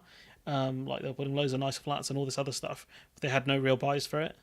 Because they thought we could be a place outside of London for commuters and stuff, because people commute through Woking anyways, why not just stay there? And they spent a shit ton of money. They're one of the most in-debt councils in the country. And what happened is they can't afford it, because they borrowed loads of cheap debt from the government, because this was like during the kind of early to late 2010s when interest rates were low. So the government, instead of giving this council the money to operate, they said, no, but what we can offer you is these cheap loans, which you're going to have to pay back. And so okay, we'll invest in real estate. And the bubble's burst a bit now. And one of the companies involved in it has lost millions Jesus. on their portfolio, because obviously they've lost, some of these flats would have been worth like $500,000 potentially. And imagine if they go down 10 to 15% each, you're losing shit tons of money. And so that's what's happened there. And so instead of them being able to, invest in more like bin lorries and whatever the hell councils do, more recycling boxes, seven bin Sunak, we can get 7 bin Sunak on the go. They haven't been able to function. Like the Lib Dems run that council now, and they've done a section, I think it's like section 34, where basically they're only going to do basic services. That's it. So I think you get bin collection every 2 weeks if you're lucky. And it's not the fault of the taxpayer, the council taxpayers. The only fault you could say is it's a Tory area, I think, and they've kept picking governments who have promised them that we will give you low taxes and exceptional services when you can't do the two. You have to tax to fund these services, and so they fell for the old Tory con, and their council's bankrupt. They're like, their debt levels, I think it's like 100 million or something like that. It's actually nuts. I've never seen a council get into debt like that. Loads of councils are completely screwed over like this. Of course, Birmingham that is one. reckless. I mean, to be fair with Birmingham, it's because they got caught up in like a legal problem. But even so, like the councils are underfunded everywhere. Yeah. Don't know if you saw this story. I reported on this a couple of last month or a couple of weeks back, I think it was. Across the UK since 2010, councils have had to sell £15 billion worth of locally owned public assets to deal with the budget shortfalls that they have on actually providing regular services because of lack of funding from Westminster. So this is deliberate underfunding by the government to force councils to sell off public assets into the hands of private equity firms or whatever. That's essentially selling like their own publicly owned things, like things that the people in their constituencies own, because they can't afford to run their basic services because they're being underfunded by the state deliberately. Right? This is privatization of like your local swimming pools, your local libraries, your local youth centres, whatever, being privatized by the back door through deliberate underfunding by the government from 2010 to 2017. Right? It's absolutely barbaric. And I just saw another story today as well, that a bunch of councils have asked the government for £100 million extra in funding too, because they actually can't fund any of their homelessness programs at all. They cannot fund them whatsoever, because on top of that, not only are they being underfunded, but the fact that we now have a massive housing crisis where people literally cannot afford to live because of the skyrocketing price of rents and because of the mortgage crises and all of the knock-on effects of having to pay, now like some people like more than half of their income just on rent, and then bills are also going up, well, and food's going up too. That loads of poor people are now homeless, and they just literally cannot deal. They haven't got the infrastructure or the funding to run these basic services, which again would have not been a problem if we'd have had like normal housing policy for 30 years, if we'd had normal council tax and council funding policy for the last 13 years. On that guy Morgan McSweeney, just to go back quickly, he's a data nerd. Roshin's commenting, he's a data nerd like Cummings, I think. The only problem is at least Cummings is somewhat funny, or at least like just no filter in the stuff he says. I don't know much about this McSweeney guy, but I don't think he's that bright. I mean, if he was involved in putting up those posters that Steve Reed was involved in, then yeah, I don't have a ton of faith in the geezer, I'll be honest. The only thing those posters were good for was meme value. Yeah, I have no. The meme template was perfect, but I don't have any evidence of that. Those things that you're involved in, or like, because he's very secretive. He doesn't do any like media interviews. All I have is like bits and pieces from articles that are written about him. But like the quotes that I've seen are stuff like him saying that the singular goal of the Starmer campaign, things like that, should be to try and get rid of the left from the party, essentially. But then how do you win? How do you supposed to win elections at the left of the party? Does it even make sense? By becoming the Conservative Party. That's what they've done, right? Whilst the Tories have become just like essentially the successor to the BNP, right? Essentially just getting stuck talking about immigrants all the time, which to be fair is an issue that people care about. I don't really give a shit about it, but loads of people care about immigration, and I guess they'll be able to win some people's votes over with the immigration style rhetoric. But really going far in the actual like far right conspiracy theory shit that they've been talking about recently, that's where they've moved to now. Like they can't be trusted on the economy. They've lost their votes from like retirees, pensioners, homeowners, because they've tanked pension funds and they've tanked house prices, right? And tanked the housing or tanked like mortgage payments rather. House prices have been steady, but the mortgage they have dropped slightly. Have been tanked, yeah. They have dropped a bit, not a ton, but a couple of percentage points enough to do some people in, like mentally. Yeah. For sure. But the main thrust is that their actual kind of core voter base on economic principles has been shut away. They have no favour. They have no favour to be curried with these people whatsoever. Right? Labour have taken that ground now. We're going to be the secure economics party, where we'll make sure your thing doesn't happen with your mortgage ever again. We'll make sure that we protect your pension funds or whatever it is. And so the Tories have just gone, okay, well we'll just become the cultural party. We'll just become like the the racist party. Essentially, they're the anti-trans, anti-immigration party and fight on the culture wars, as Lee Anderson said that they would. And so Labour have swooped in to try and become the right-wing neoliberal party now. And I think with the economic stuff, I think they were given that more than anything. I think they were handed that by Liz Truss. I don't think anyone can argue that the Tories are good with the economy.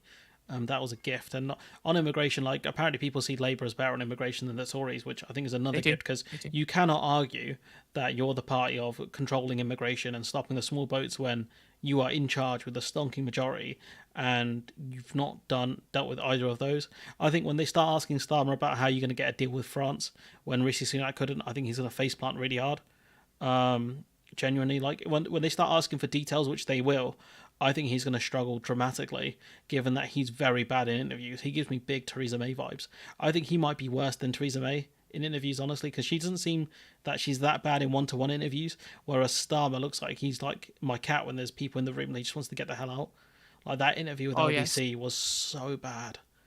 Oh, every single interview, every single time he's terrible. Every single time he's in an interview, he just can't do it. He can't answer questions at all ever. It's speaking of which, I think we should probably get onto the Starmer speech. Let me share my screen because there are a bunch of I've not watched it, but he gets like questioned by. Oh, you want to jump on Discord? Are you going to share it on Discord? Or yeah, we share it on Discord. Yeah. Let me find the actual video because I know Politics Joe posted. I mean, I guess we should preamble this by talking about the actual things that he said in his speech about Gaza, because I think his position has sort of changed very slightly, right? He's being a little bit more likely to actually challenge people or challenge things that are happening, but he's still not called for a ceasefire. In fact, in the speech himself, he said, what was it? Oh, when asked about calling Israel out for international, he said, I don't think it should be the position of politicians to call to say whether or not people have broken international law or not. When literally fucking 6 months ago, on 6 months ago, he was literally calling on the ICC to investigate Russia over their obvious war crimes. He did more than that. He said they should set up a new tribunal. He's saying they should do new things to deal with this. That's what he said. We need new tribunals, a new kind of thing to deal with this sort of stuff, because the international system right now is not built for it. And I was like, damn, because I played the interviews back to back, and I was like, you could flip these interviews around. Do you know what I mean? It's just crazy, like the stuff he was saying 6 months ago versus now, and from a former human rights lawyer, or I don't know if he classes himself as a human rights lawyer, and the idea we can't question him because apparently he's got more expertise than we'll ever have is like, bro, I can read the Geneva Convention too. Like other people can read the Geneva Convention. Do you know what I mean? It's not like some hidden document you need a law degree to understand. The only thing they seem to have some sort of debate around is whether a siege is illegal under international law, but a siege, really is collective punishment. That's the whole point of a siege. You control what goes in and what goes out. Excuse me. And I guess at that point, when you stop food and medicines getting in, that at that point maybe it becomes illegal. I don't know, but I think if you put something under siege, generally it's illegal. Here we go. Yeah, exactly. Oh, so the volume's pretty low. In about a year's time, you are hoping to be Prime Minister. If that happens, Okay, is there a way? Bear with me one sec. I've just got to put the volume up on this. Starmer on this, like Rosina Amin Khan's done this, Shabana Mahmood, Andy Burnham, Sadiq Khan, right? He seems like he's really in a minority here, and Asawa's done so too. Are you talking about the ceasefire just quickly? Because I didn't have the volume up on my end. Are you just talking about him saying, I know, the bit in the video where he says, I understand why people want a ceasefire, but it's not the right time or something like that? Is that what he was talking about? Oh, it's a journalist questioning him, someone from the BBC saying, like, what will you do, right, when you're in Parliament? When you become Prime Minister, will you allow people from your party to publicly disagree with you, like loads of members of your party have already? Which again, like he seems like he's in the minority here, both in the membership's position on this is very, very clear. Only 1% of Labour members think that there definitely shouldn't be a ceasefire. So he's probably Starmer and his wildly wife. Emily Thornberry. Oh Jesus! Okay, well, we should discuss that in a few minutes, I guess, if you want. But I've done a video on it. It's coming out tomorrow. It's just it's like 40 minutes long. But yeah, it's just about the whole situation. Like, if Starmer didn't mean that collective punishment wasn't, the thing that he intended to say, then why did Emily Thornberry double down on it? Shouldn't she be sacked? Exactly. 100% exactly. You're absolutely right. Yeah, Emily Thornberry is the kicker because they can't get away with it. Her answer is very clear. It's very clear. Everything went in the position that she held, right? The things that she said, that was the position that was the kind of the agreed communications position, which of course as it seems like every single conversation that we have turns to how terrible Labour's comms are, but of course this is no different. Do you know, that's the root of their problems. It's the fact they will jump on something in the most stupid way, right? one of them will come out and say the most stupid thing, and then they all have to fall in line, and they all look, stupid. Like, last time it was David Lammy, this time it's Starmer. I've got my money on it. Has to be Lisa Nandy next, who's going to say something in an interview she shouldn't say, and then the whole Labour front bench is going to panic collectively. Yeah. Who have you got next? Absolutely. Who's your bet on, actually? Who's the next one who's going to cause a massive media stink with the comms team? Who you got? I hope it's Wes Streeting. Oh, That'd be Jesus, funny. I hope it's him. But I don't think it'll be him because generally he doesn't do that. No, he seems to actually think about what he's going to say. I mean, what he says is shit, but at least I think that he's thought about what he's going to say and kind of thought through the answer to obvious questions before getting spoken to. I think he's briefed well. He'll lie and yeah. I think he's briefed well. Yeah, he'll lie all of the time about what he believes in the positions and the reality of the situation, but at least he'll have been briefed, right? Yeah. Do you remember when, I don't know if you're watching Question Time, when Thangam Debonair was on, right? In response to, I forget what it was, and she literally was asked, like, point blank by Finibus, is this your policy? And she was like, I think it's the policy. I think, but obviously the manifesto hasn't come out yet. My favourite is Jess Phillips. He's like, we'll always do the things we promise in the manifesto. And then she pauses. In the manifesto, and I'm like, almost had you there, mate.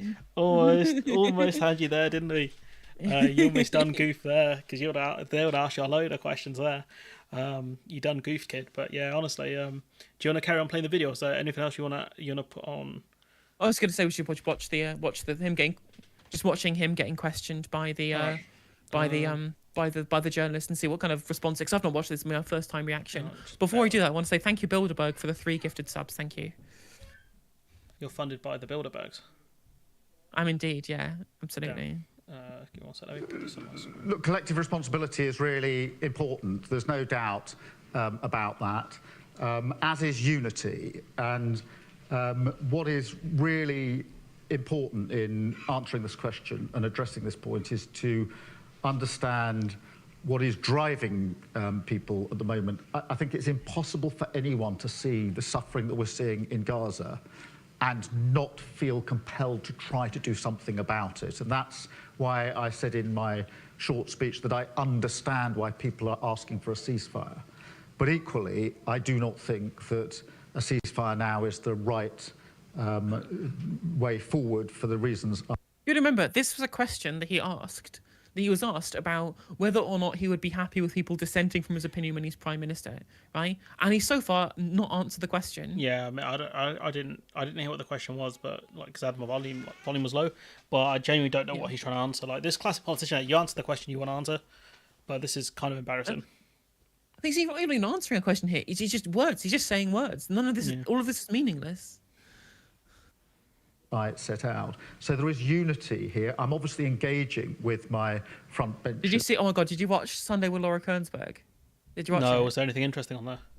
Oh my God! Right. So Victoria Derbyshire pointed out to Peter Kyle when he was on there, right, saying clearly there is levels of disunity in the party. You have different opinions on whether there should be a ceasefire or not. Yeah. And Peter Kyle immediately responded with, there is party unity. And you can literally hear the cameraman laughing at the statement. It's so funny. I read the quote. I didn't see the video. If you got it, just send me that one. If not, I'll try and find it. But yeah, no, I didn't. I saw someone quoted it, but so I didn't see the video for it. That sounds pretty good though.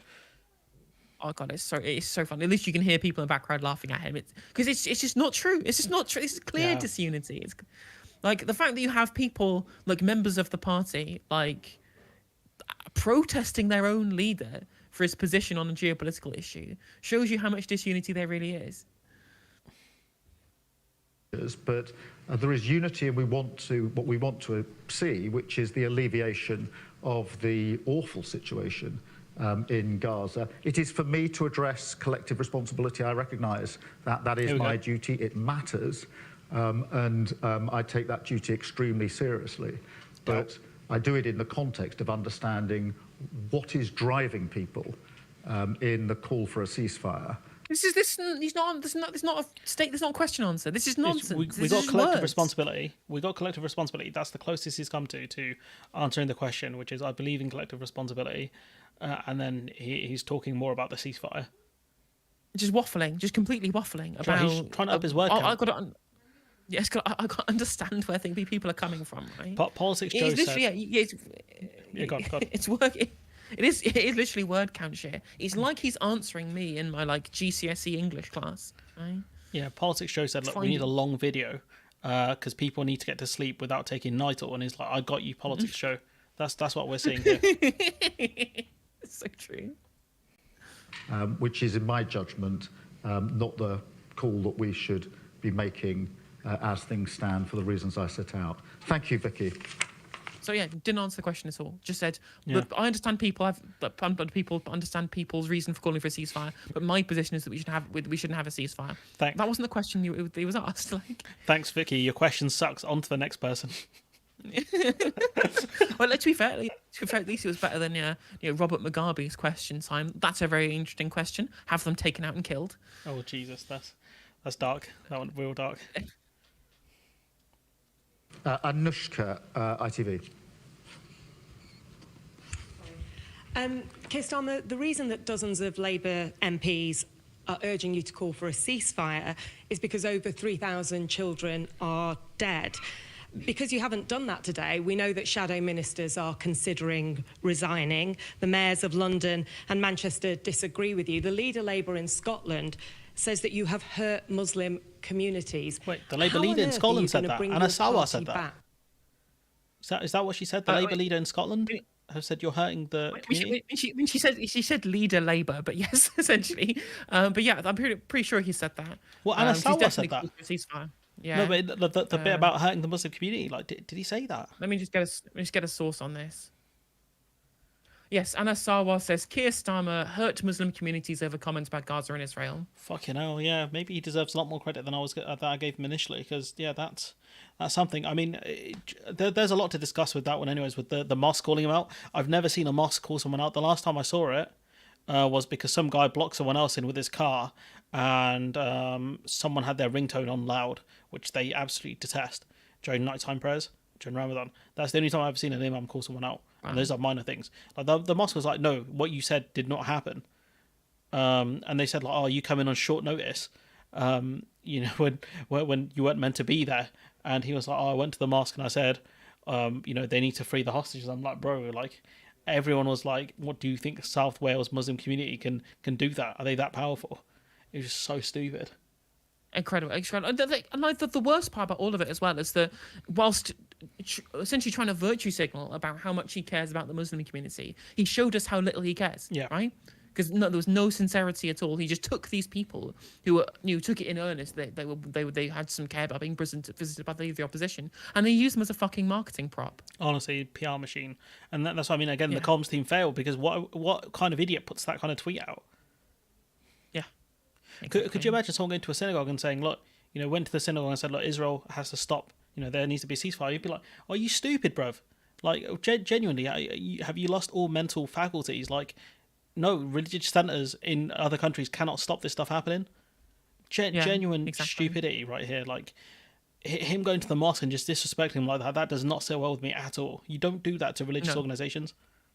No, 100%. From this level of division? Well, we've all seen those images of children dead, and there's no unseeing those images. And I think it's really important to understand that. For the reasons I set out, notwithstanding that I do understand why some are calling for a ceasefire, I do not think that that is the right call now. Because it does freeze the situation as it currently is.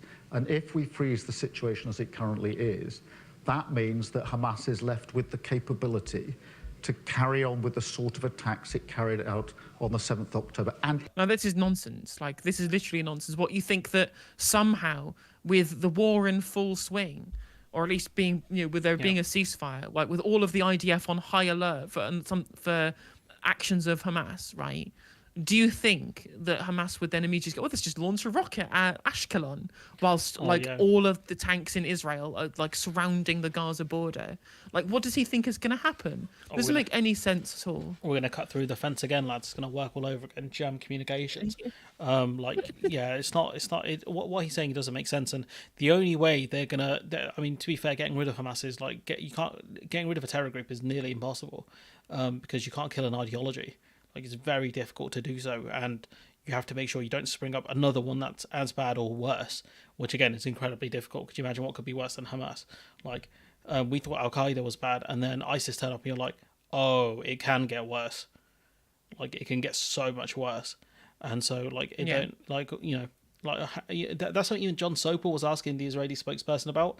How do you ensure like you don't end up with a worse Hamas? And I was like, damn, John Sopel speaking some sense. That's rare. And like Israel, unless they can find these tunnels, which they've made it much harder for them to find it because they've just blown up everything, so they have no idea what buildings could be used to facilitate tunnels or whatever, or could have had tunnels underneath them.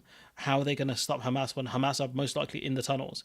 And the lady who, the hostage that was released recently said it was like a spider web of tunnels.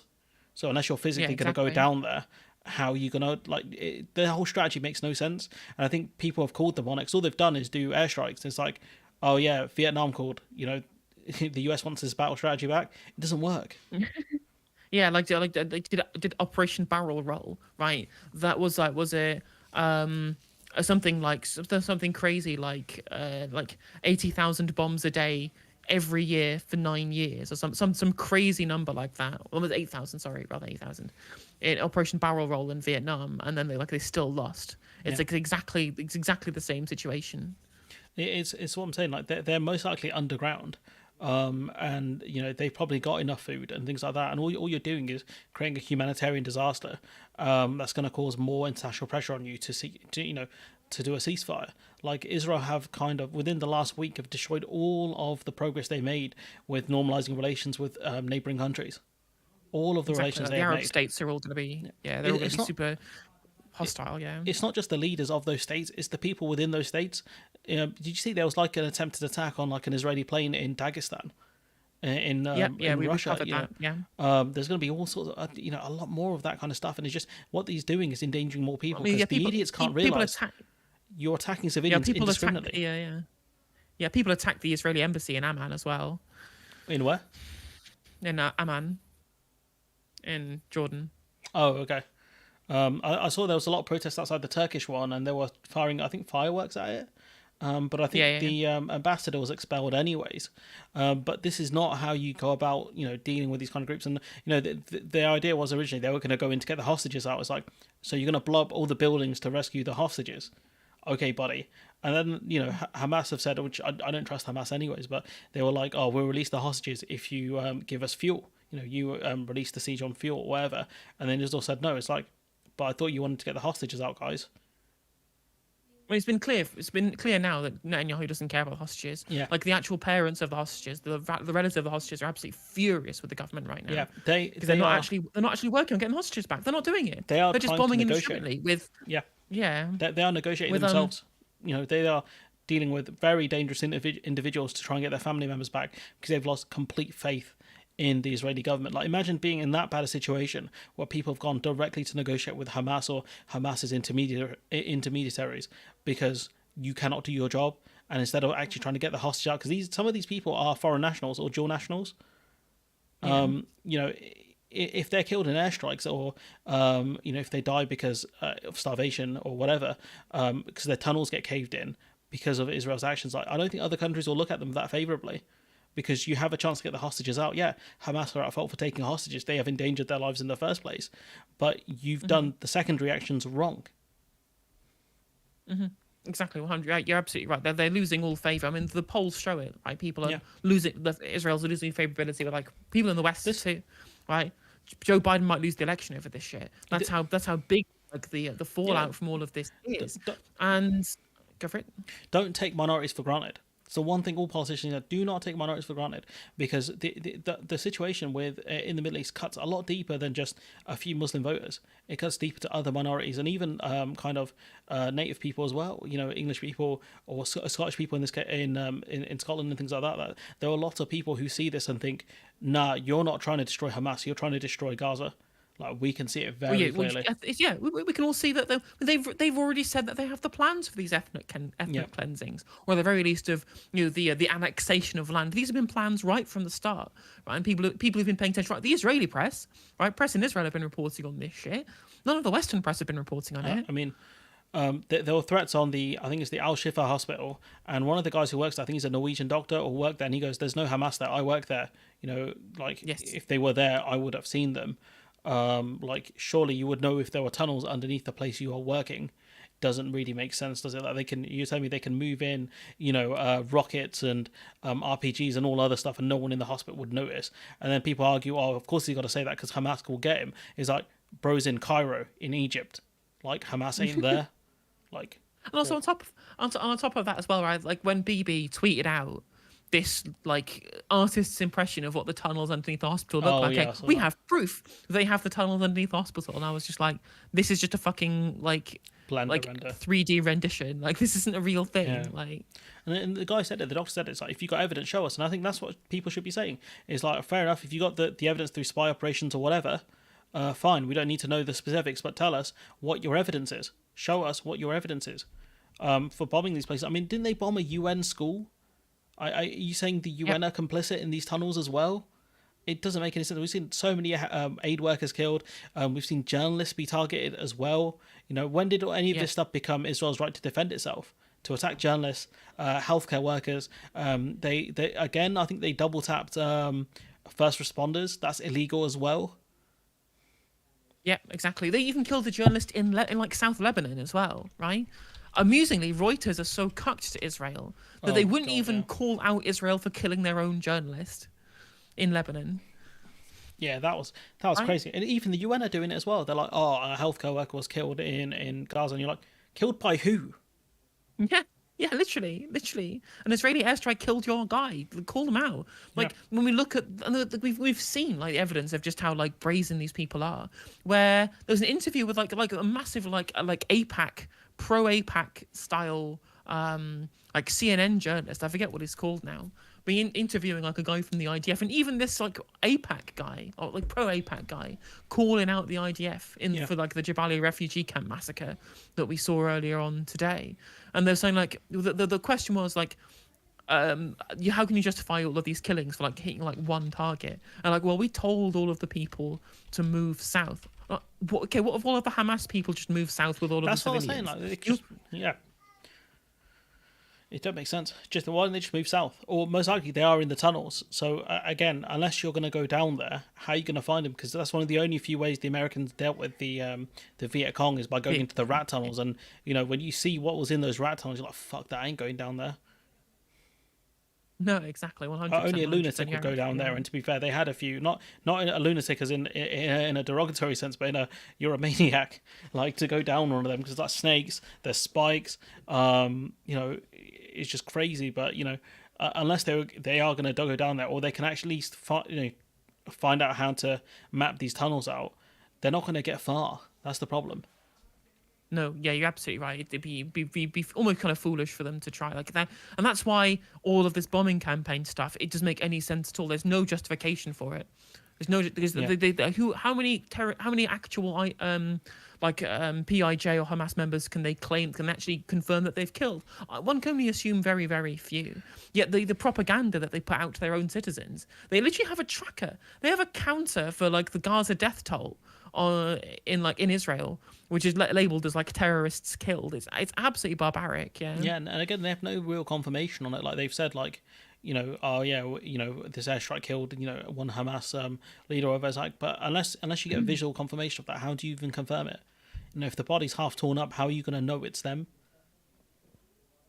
It don't make sense. Yeah, exactly. 100%. If it's like blown to smithereens, like how do you know? Like the people are saying in chats, like 20 confirmed Hamas members, maybe out of like 8,000 dead, 4,000 children. Yeah, that's such a bad. Like you can't. There's no justification for that kind of thing. Like a lot of the victims are kids. Like what did they do? Like the argument that people use, the people they voted Hamas in like 2007 or whatever, and that justifies it. Is like, no, that's not even what happened. They didn't even win a majority for a start, and two, like most of the victims are kids. No, they can't even vote, so it doesn't make sense. Like the arguments people use to try and justify this kind of stuff, it's just bizarre. Like I've never seen people tie themselves into knots so aggressively to defend a force that's just attacking people indiscriminately, because it's so obvious. Like if you airstrike a residential building, how many people are there? Like we saw it back in 2020 when they bombed the Al Jazeera building, and they were like Hamas were operating in the building, and Al Jazeera were like, no, they're fucking not. What if we operate in a building where there's Hamas? And like the ridiculous propaganda they put out from like the Israel like the actual official Israel Twitter account, it's been fucking mad, right? Yeah. Like calling out random celebrities, releasing weird propaganda videos. Like they literally released a video of somebody like moving like a corpse in a body bag, right? And then they lift it up by the neck because the bag is like around the back of the head, is pretty taut, right? And this person lifts up and then the neck moves, and then the official Israel Twitter account tweeted out this video and said, "Oh, this is Pallywood, right? This is an actor in a body bag. Heads don't move on their own. Of course they don't move on their own. It's being lifted by the fucking guy with the arm you can see in the video. What the fuck is going on?" I think my personal favourite one so far is when, the hospital bombing, where they put out all their evidence, right? And then they were like, "Oh yeah, here's our evidence." And then people were like, "Well, that didn't happen at that time." Is like, okay, edits tweet, deletes video, and you're just like, "What?" Like, what?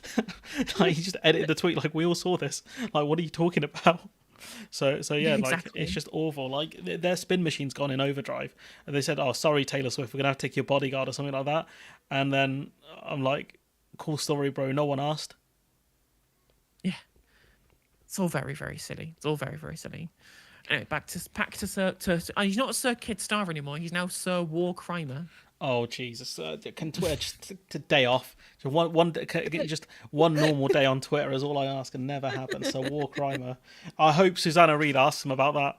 Genuinely, she said that to his face. Did you see it when she said, Yeah, I did see they're it, calling yeah. you Sir Kid Star? And I was like, damn! She's like brought the internet to life. I mean, to be fair, they've been doing that shit a lot. They've been doing it a lot. Yeah, just Good Morning where, Britain. What's going on Twitter? It's like, oh shit, Sir Kid Starver. Let's go with that. I mean, they literally they're on Good Morning Britain as well. I don't know if you've seen, right? Mm-hmm. There's a Twitter account that just publishes like actual like fake news. They were the person who posted like the AI voice of I saw that. Yeah. Chris Some Summer. Simpsons. And they also Simpsons picture. Yeah. Yeah, there's the Bort kid. El Borto, I think his name is. Yes, yeah, El Borto. And they also posted in like the replies like a Just Up Oil thing about them intervening in Les Mis, right? All right. And they said, "I am actually an actor from Les Miserables, and we support Just Up Oil, and we invited them backstage after the cancer bombs to tell them how much we support everything they're doing." And Good Morning Britain just read the tweet out and didn't question it. Yeah, great research team they've got over there. Anyway, back to Sir War Crimer. Is continuing to carry out. It is still attacking. And of course, it is holding 200 plus hostages.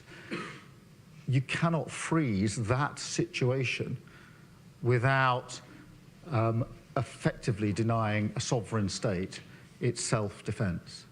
But Surely that could be one of the conditions What? of the ceasefire, that Hamas have to give up the hostages. Yeah, exactly. I'm assuming that's what most people agree that the ceasefire condition should be. And, I I mean, mean, like Khaled Mashal from Hamas has already said, right, we will negotiate a ceasefire where you stop bombing Gaza and we'll release the civilian hostages, for example, right? That's already on the table. So yeah, I don't know. Like, clearly, bro doesn't follow this guy on Twitter or something, or maybe like, Sir, McSweeney was like, "Nah, bro, don't worry about that. That's not real. It's fake news." Fake news, yeah. I guess it's just and again, right? And like this line of like, oh well, if we have a ceasefire, that will allow Hamas to like rearm themselves. How? Right, through all three of the blocked crossings. Yeah, they have to. They have to get that Amazon Prime missiles, or something, or they'll get through the oceans. Absolutely. But yeah, Jeff Bezos going to use the drone to deliver it to them or something. I don't know. Like, it don't make sense. True. And surely this is another way for Israel to monitor the tunnels. If they can see where this, if Hamas do start rearming, you can see where the stuff's going into. So again, like, the arguments that he's using here don't make sense. Make no sense at all. allied to that, and to alleviate the thing that is driving others to argue for a ceasefire, the humanitarian pauses to allow aid in are the practical, workable, viable solution that could be implemented realistically in the near future to allow that to happen. So for both of those reasons, my strong argument is that a ceasefire is not right now because it freezes the situation. Humanitarian pauses allow for an alleviation of the awful situation on the ground. Thank you, Anushka. I've got Paul from Again, That's a Channel long 4. answer. Not Or the maybe answer. it's because we were talking for ages, but I don't know. Got like a really long Also, not the answer. answer to the question either. Yeah. Like, he didn't answer the question about like Anas Sarwar talking about the Muslim community. He just said, "This That's is true. my position again." Just restating exactly what I've said before.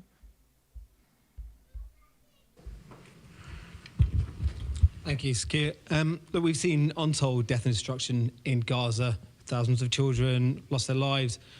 The UN Agency for Palestinian Refugees has lost 63 of their staff members since October 7th. That's 63 UN workers dead since October 7th. Are you saying Dead. that... Dead. How did they die? How did they die? Right. Anyone expand on the reason for why they're dead? Israel's actions in Gaza at the moment are justifiable? And if so, where do you draw the line, Keir Starmer? Well, firstly, in relation to your description of the aid workers and NGOs, Lisa and Andy and I met some of the NGOs just days ago. Didn't they suffer enough from And meeting they Lisa and Andy? described to us. Also, just like this thing, well, I understand you have this question. I believe in all of these things. I stood next to somebody who was part of this story. Look how down to earth I am. Look how I have been interacting with the people in the situation. Let me just preface this answer by saying I love the UN. I'm a big fan of the United Nations, like humanitarian workers. It's so vapid. I took Amnesty International to Nando's last week. Yeah. Literally, like from like the 2010 election, where David Cameron's talking about like some black people he stood near. The fuck? What?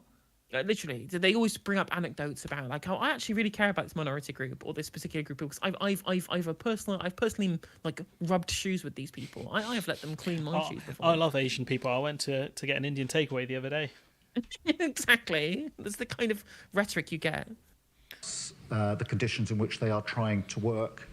They described to us staff members who had lost members of their family, one staff member searching through the rubble in Gaza to try to find his 13-year-old niece who was dead. And I have a 12-year-old girl, and you can't be unmoved by those stories. I don't know. The You don't question feel very is not moved, how buddy. awful.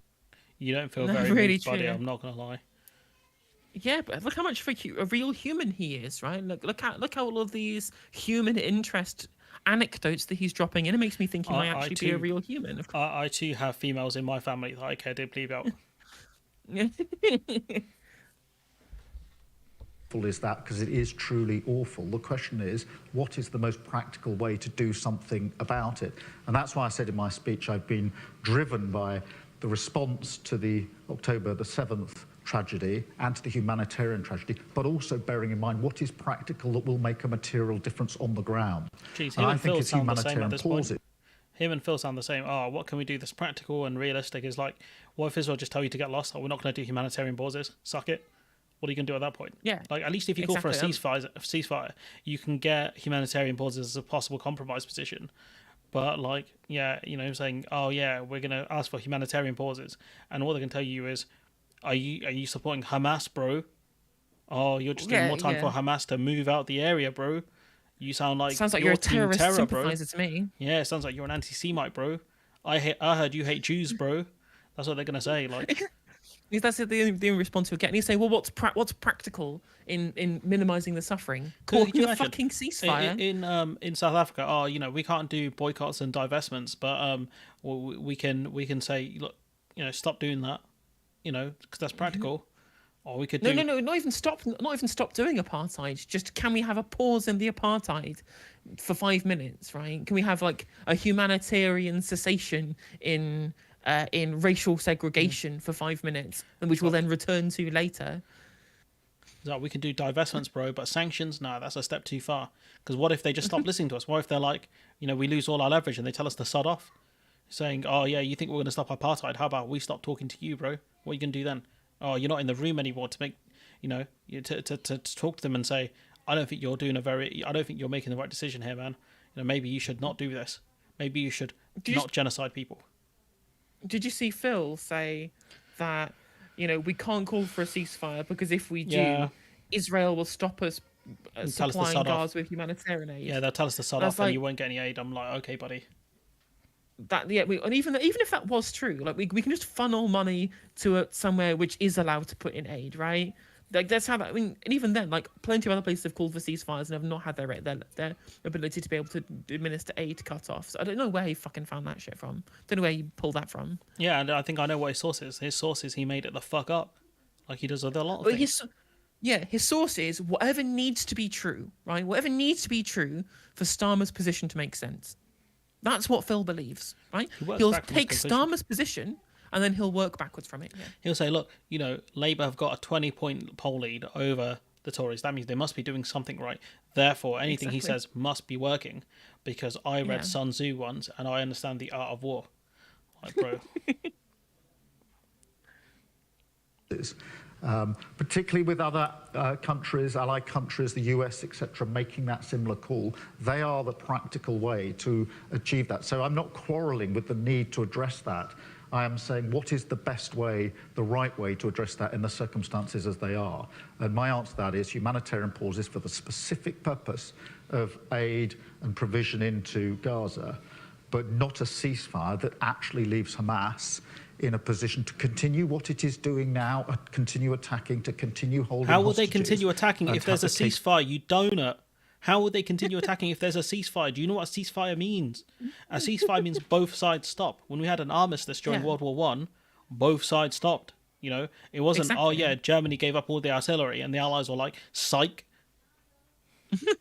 Exactly. On top of that, he says, well, we won't lead to the hostages being released. Don't you think that one of the prerequisites for the ceasefire would be the release of at least the civilian hostages, right? And we already have, like, again, these are words that are from a Hamas member of the Politburo, so you have to take with these like a whole truckload of salt, right? Like a whole fucking An tank of Italian salt. amount of salt. Yeah, exactly, 100%, right? But saying that they would, or that not even consider, they say that they would release civilian hostages if Israel stopped bombing, right? Stopped engaging in the indiscriminate bombing campaign where hundreds of thousands of people are just getting fucking blown to smithereens. And so his position is already just completely incorrect, prima facie, right? It's going to take us forever to get ability through of this doing one. what it did on October the 7th again. That cannot be now, at this point, the right answer to the awful suffering that we see in Gaza. Thank you very much, Paul. Tamara. So the right answer is a temporary bit of aid, like once a day, an hour a day. That's the right answer to all of this suffering.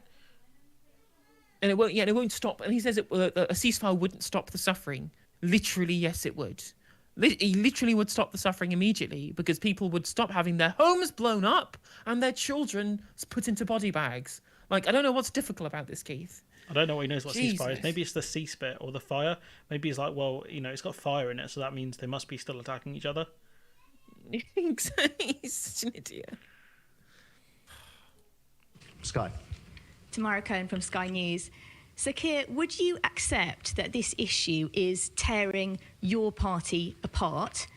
You have made clear you don't support a ceasefire. If senior figures in your party continue to call for one, will they face any consequences? And can I also ask, you've backed the government's plan for humanitarian pauses. What, if anything, do you think the government are getting wrong in their response to this crisis? That's a good question. Tamara, on tearing the party apart, I think it's very important to recognise the unity in the Labour Party on the key issues. Where's the unity? Where's the unity? He said one thing, which is humanitarian pauses, which is not what he said, originally. Remember, he said Israel does have that right regarding the siege, right? So that's massively different to Anasawa, quite a few of the Labour frontbenchers, Sadiq Khan saying that they demand a ceasefire. You had Andy Burnham's called for a ceasefire. yeah, as well. Andy Burnham, yeah, Shabana moved. put some respect on his name as well. Quite a few of them actually have come out and said, it is tearing the party apart, to be fair, because you had multiple frontbenchers threatening to resign. Four of them. Apparently that's what we've heard. Yeah. About four of them, yeah, and they could brief saying, "Look, I'm looking, I'll go if this doesn't get sorted." They might put it as a threat, but it's clearly a threat that has worked, given that Starmer changed tack really quickly in what he was saying, and he's trying to find a middle ground between whoever's telling him it's a good idea to tell Israel to carry on, versus the people who are demanding a ceasefire. And these people are not chumps, the ones calling for it. These are senior figures in the party. The mayor of Manchester, the mayor of London, the head of the Scottish party in Scotland, the Labour Party in Scotland. Exactly. 100%. And that's the thing, is that usually when he says there's a lot of party unity, it either means all of the people who disagree with me have been kicked out of the party already, or all the people who disagree with me are people I don't care about. Well, that's not the same right now. Like, the people who are dissenting on this key issue are incredibly high profile members of the party, as you mentioned: Khan, Sarwar, Burnham, Mahmoud, Alan Khan, all these people who said that a ceasefire should be called. It's not just like SCG people who are essentially meaningless given the current structure of the party. Just random backbenchers. It's actual, like, proper, high profile members of the party. And so him just saying, oh, well, there is party unity on the key issues, is just complete nonsense. It's complete nonsense, right? The key issue that the people wanting the ceasefire have, right? The key issue is making sure that no more Palestinian children are blown up by Israeli airstrikes. His position is that can continue after we've thrown some aid there. It would be, they won't die of starvation or dehydration, they'll just die of bombs. Yeah, that's it. Yeah, exactly. There's no unity at all. And this is exactly the same response that I had Peter Kyle laughed at on Laura Kearnsberg. Well, I guess Victoria Derbyshire is now. There's unity in trying to bring about an alleviation of the awful situation in Gaza. So he's nobody not wrong in the there. Labour Party He's is making not wrong any there. other case that the There is unity in trying to alleviate the situation in Gaza. The problem is they've got two different ways of trying to deal with it, and one of them is just wrong, and the other one is correct. That's the problem. It's like there is unity in wanting a healthcare service. The division is, what kind of healthcare service do you have? That's what he's saying there. It's like, we are unified in the thing we want. It's just no one has any idea of how to get there, which is not unified at all. When you break it down, Well, it's spin. It's like literally saying we have unity on our desire for economic growth. Yeah, the entire political class has unity on economic growth, but like way the methods you would get to that end is like gigantically different, which is the disunity that we have. It's like saying, oh, we have unity in the fact that we're all made up of atoms. Okay, brilliant. That tells us a lot about your position, doesn't it, Keir? that we have got to alleviate the suffering. We have got to speak out for Israel's right to self-defense, and we've got to alleviate the suffering. So there's complete unity on that. He's done enough on the Israel's right to defend itself. I mean, yeah, I think he's gone too far with that already, hasn't he? Yeah. Sorry, I get bored of listening to these speeches. I just throw in random comments. You don't have to pause each time unless you want to. Yeah.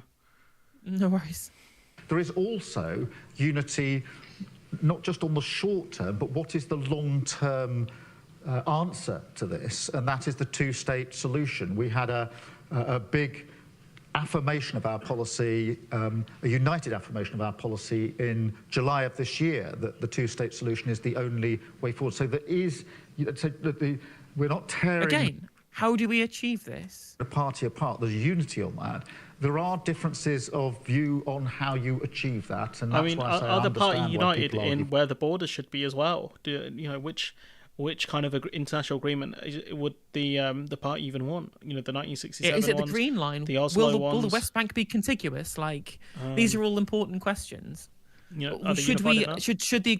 Should the agreement involve your UN Resolution 194? Clearly, they don't think that. And most two-state solution people have no desire for the Palestinian right of return to be honoured, right? And that was clearly the big sticking point, actually. And that's under international law as well, isn't it? That they have the right Yeah. to return under international law, yeah. Yeah, for sure. I mean, because I think that's the sticking point between the left and the right in the party. I think that most people internationally, but think that two-state solution is the correct one, right? I have my mixed feelings over this, but where like actual people who want justice to be served differ from a bunch of the people who just want to give Israel what they want is, of course, the Palestinian right of return, right? Because it will involve people in Israel having to find somewhere else to fucking live other than the houses that were stolen in 1948. then that's just that's what's going to have to happen, unfortunately, if you want to abide by the UN resolution. Imagine streaming this thing he streamed this like speech at 10 a.m. right? If I listened to this, I'd just fall asleep. If I was in the crowd, you just hear snoring, because this is just there's no good delivery in this at all. Like there's nothing. He's not doing anything. Yeah, he is Mr. No Riz. He really is. I mean, that's what my chat always tell me, right? It's like I would never be able to deal with taking in the politics that you have to you talk about if it wasn't for your commentary off the back of it, because it would just be too boring, because the people are just completely fucking soporific. I don't know. I get told off for doing too many interruptions. So clearly we have two different audiences. I was like, stop butting in. We're not stupid. I'm like, it's a commentary channel, my G. Clearly you are stupid. Oh, I get that comment every time. I get so many comments on my segments saying, I hate that you kept pausing the video and talking over it. I'm like, if you wanted to watch the original video, go to fucking iPlayer, right? Yeah, go to YouTube, find the original bit and watch it yourself. I link it in the description every time, and I just said to him, I was like, no one asked you, little bro. I will literally respond with, "What if you didn't want commentary? Why the fuck are you watching a commentary channel?" Every time. I think I just said see ya chump, and some of them I just say see ya chump, I just mute them because it's boring. Yeah, 100%. For a ceasefire, but I do not think that is the right argument at this time. But we need to focus on where that unity is. It is my responsibility to ensure collective responsibility. I accept that. And we do need collective responsibility, and I take that duty extremely seriously. No, you don't. No, you don't. You don't take collective responsibility seriously, because otherwise Thornbury should be sacked, or or those members of the front bench should go. Because that's and that's you should resign. You fucking resign, mate. You were the one who said it was fine in the first place, right? He's not apologised. He's not even retracted the statement. He just said people misconstrued what I was saying. It was really fucking obvious. The thing is, right, outside of like party conference or manifesto stuff, whatever the leader says is the stuff that's meant to go, right? So what he said originally was Israel does have that right about the siege, and then he's kind of moved his position. So he's kind of either Thornbury has to collect the record or she was off. Or maybe, because Starmer said, like, what he said isn't what he said. So that means Thornbury didn't follow what the party line was. So shouldn't she be sacked for that? Or the ones that have called for a ceasefire, shouldn't they be sacked? Because you can't talk about collective responsibility and unity and then have people who have very different positions. A humanitarian pause is very different to a ceasefire. And also, wherever the hell Thornbury was talking about is very different to the other two as well. Yeah, exactly, 100%. In relation to the government, look, the government is sharing trying to find the question about war intelligence crimes. Let me find it. To Israel That's why I used 2xp, trying to find points. We've met some of happened that the United Kingdom to have their loved ones. Thank you, Lee. Jewish News. Good morning, Keir. It's fair to say I've been contacted by dozens of Jewish newsreaders over the past few weeks, and the majority have been deeply impressed with the leadership you've shown over this crisis. But what I am also receiving are messages now from people very concerned about the MPs within your party who continue to speak at the mass Palestine demos that are taking place in London and other cities across the globe. Now, nobody is using, it's fair to say, the sort of language the Home Secretary used yesterday. But they are worried about, on the fringes of these demos, there's real examples of hate and extremism that is leaving the Jewish community in this country petrified. What would your message be today to those Labour MPs who continue to speak at these demos? Well, I think, Lee, we've all seen the images of the various demonstrations and protests, etc. And what I'd say is that where there's evidence of offences being committed, then obviously it's for the police to act on that. And obviously that's difficult for them on the ground, but they must do so. And the full weight of the law needs to be exercised against those who are committing offences, and that's a matter for the courts, and they will have our full backing in that. But the job of the police is to identify those offences, to make arrests where that's appropriate, but also to facilitate peaceful protest by those that want to have their voice heard. And it's getting that balance right that matters. And that's the context in which I answer your question.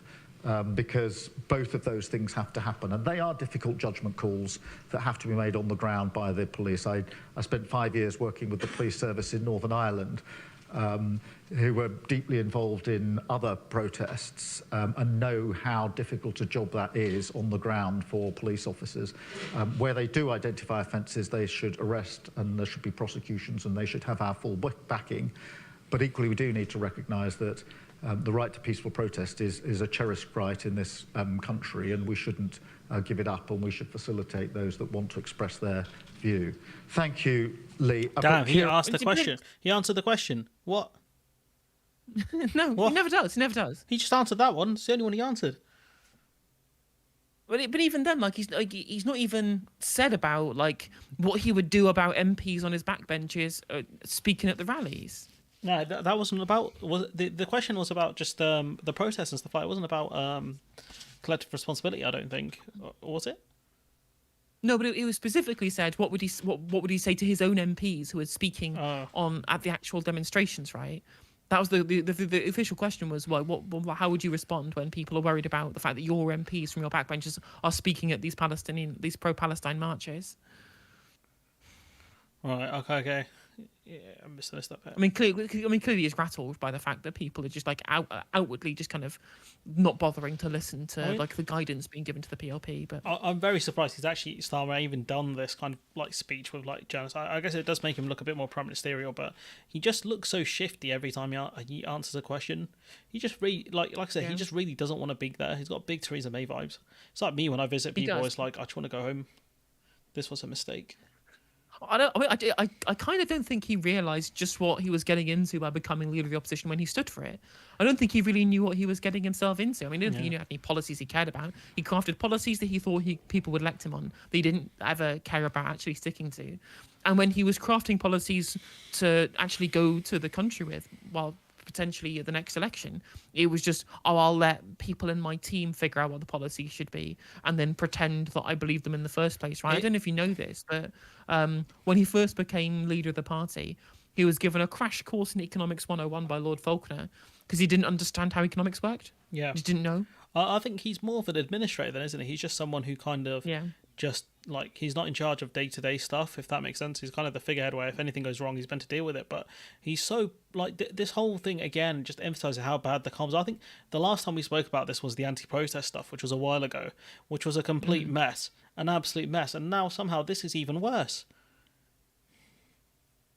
Yeah, it's an absolute total catastrophic failure, right? And with Uxbridge as well, all the Uxbridge by-election, right, where their failure on comms might lead to Sadiq Khan losing the mayoral election. Ulez. Ulez, yeah. Yeah, I think they'd be happy to see him go, to be honest. I don't think that Tory lady's going to win, but I wouldn't be surprised if they're happy to see him go. Oh, no, they hate Sadiq Khan and the Central Labour Party because they feel...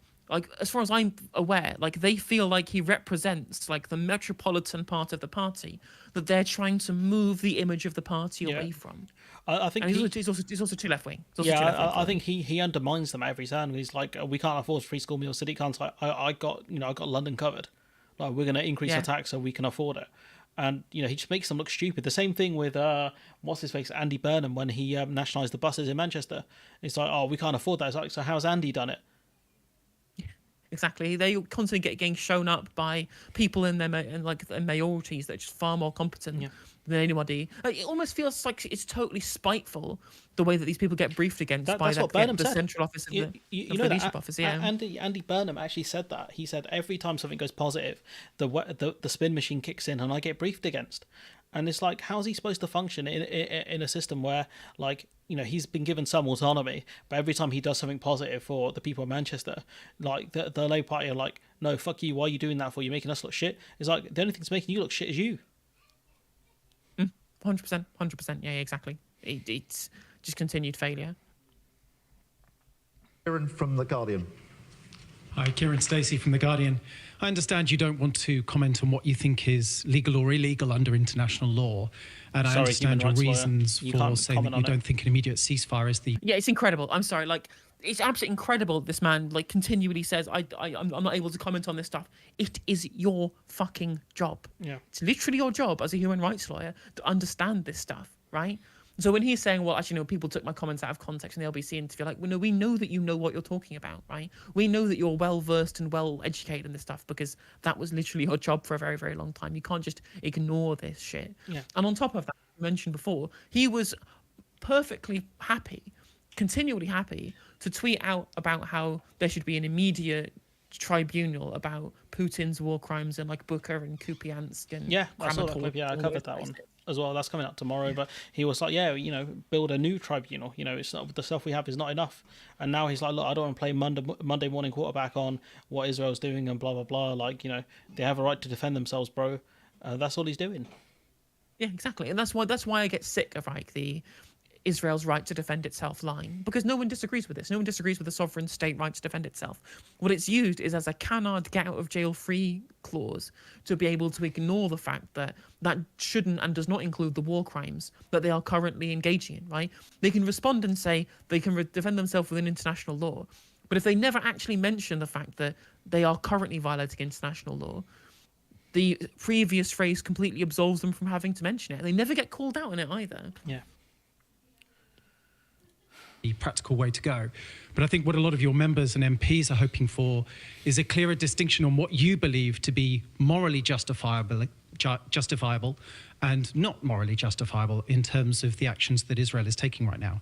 So I'd like to give you two specific cases.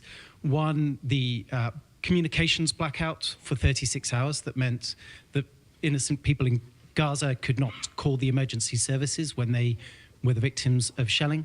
And number two, telling people to move south of Wadi Gaza and then sending rockets south of Wadi Gaza to where people have evacuated. Are those two things morally justifiable? Not legal or illegal, but are they? What's the over or under that he answers this question definitively? What's the over under? I mean, he's definitely not. But it looked like he's probably texting his wife like, "Yo, has the Uber come in or whatever?" Like, what's he writing down? What's he typing? I don't get it. Moral. He looks so uncomfortable. Well, sorry, Kieran, I'm not going to break the rule. He just looks so uncomfortable, and he's listening to the question. He's like, "Oh fuck, here's another one." It's like, why have I put myself in this position?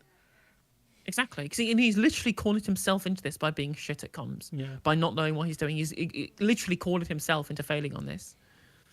Legal or illegal, but are they moral?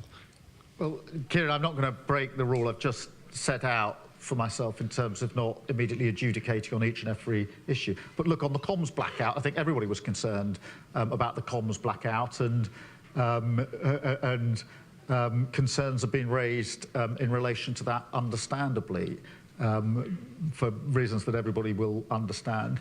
And equally, the moving of people, and that's why What's going on with his hand? Like, he's got one hand on the table, which is fair, but he's like got the other hand, like, what's going on? Like, I've never seen someone with hand gestures like that either. Like, it's a bit nitpicky. He does it he does it at the dispatch box. Like, you see him at the dispatch box. He'll have one hand on the dispatch box and the other hand doing this, and then he'll turn to the speaker with that hand and then turn back again. Mr. Speaker. It's really weird. I've never seen anyone do that before. Strange. Like, he hasn't got like any like hand, like there's no gestures in it. Maybe it's a law school thing. Yeah. Must be Jedi mind trick. But to answer the question that he's answered there, where he's just said, well, people were concerned about the communication blackout, right? As somebody who's part of the trans community, I've heard the word quote unquote concerns far too often, right? All it is a get out clause again to just not explain your working, right? To not actually explain where you're coming from. Continually just say, well, there are people had concerns. I'm like, no, are they justified concerns? You were asked about the morality of shutting off the communications and of bombing south of the exclusion zone, right? These are explicit questions that you've been asked, and not even on legal terms, but in moral terms, right? Should these are things that should have been done? And if all you respond is, well, people had concerns, then you're not answering the question. Yeah, but of course, Keir Starmer doesn't like gesture politics, right? We've been told many times he doesn't like gesture politics. Yeah, I'm concerned by this. Next question, please. Said in my remarks that where Palestinians feel that they have to flee, it is very important and made absolutely clear without any ambiguity that is with a view to returning because of the history that lies behind this. So shouldn't you make it explicit I think in the words that they have a right to return? Shouldn't you make that, absolutely explicit that whatever happens, if they do move, to safety, they should absolutely be guaranteed the right to return? Because as he said previously, that hasn't happened. I wonder who stopped it from happening. Exactly. Well, the thing is, and even then, like, he's not specifically commenting on the reality of the situation either. Like, you can just say, well, this should happen, right? But you can't actually comment on that by saying that unless he's specifically referring to the actions that have been taken already, right? Like, half of Gaza City, like in the north, is already in ruins at this point. Yep. Like, I think it's like already 5% of the buildings across the entire Gaza Strip are now gone. Like, where are these people going to go to? Huge How are we residential going to buildings as administer well. this from happening? Yeah, not just like houses, like massive flats and things like that. Big blocks of flats have all been destroyed. People would live, and we already have people from Israel, like from the actual kind of Israeli politicians, explicitly saying, well, it's not our problem what the Gazans do after the end of this war. But it's not our problem about how they can cope with having all of their houses destroyed. That's for them to deal with, right? Yeah. That's what we don't care about any of this. And given the fact that already the forced transfer from the north to the south, that's already a war crime, right? That's already a violation of international law. That's forced transfer.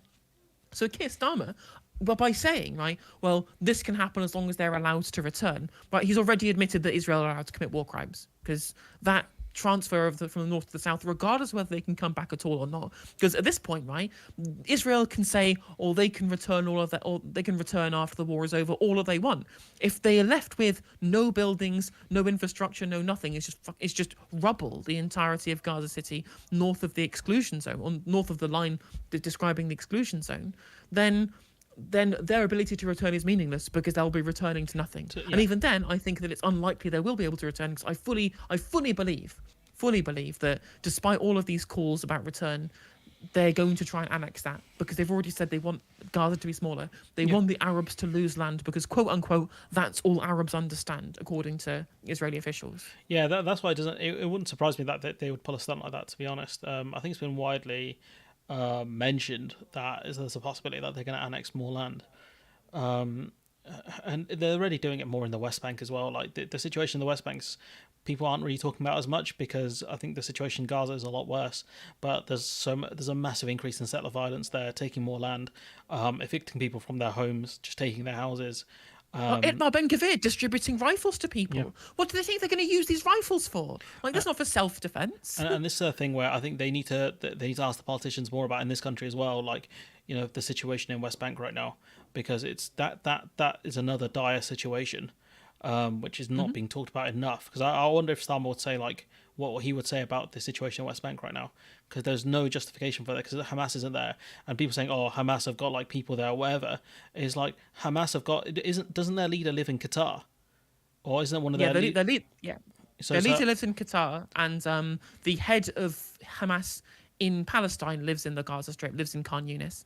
So that means Israel going to attack Qatar as well. Like, do you know what I mean? Like, this whole thing is just complete nonsense.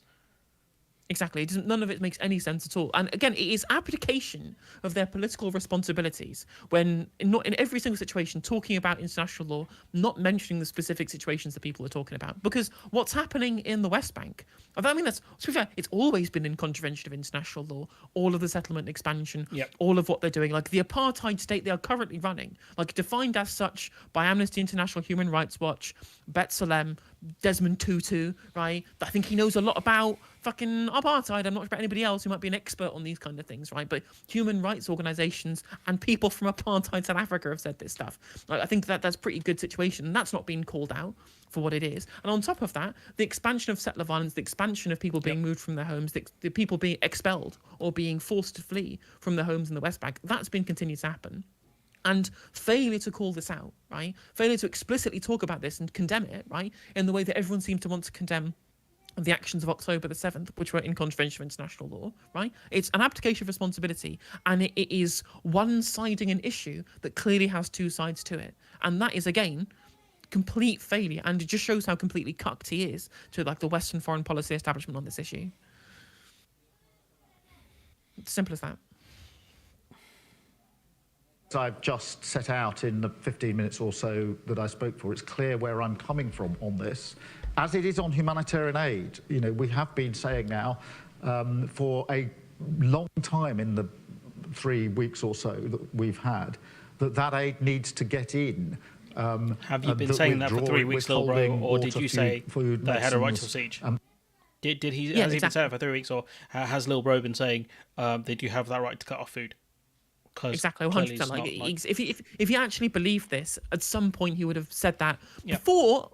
Amusingly, before Crispin Blunt had written a letter using the ICJP to potentially refer him to the ICC for abetting war crimes. It's weird how the day after Crispin Blunt said this, he suddenly had changed his position. Yeah. Isn't that weird? Didn't you find that strange? You know, maybe he was like, oh yeah, Crispin's right about international law here.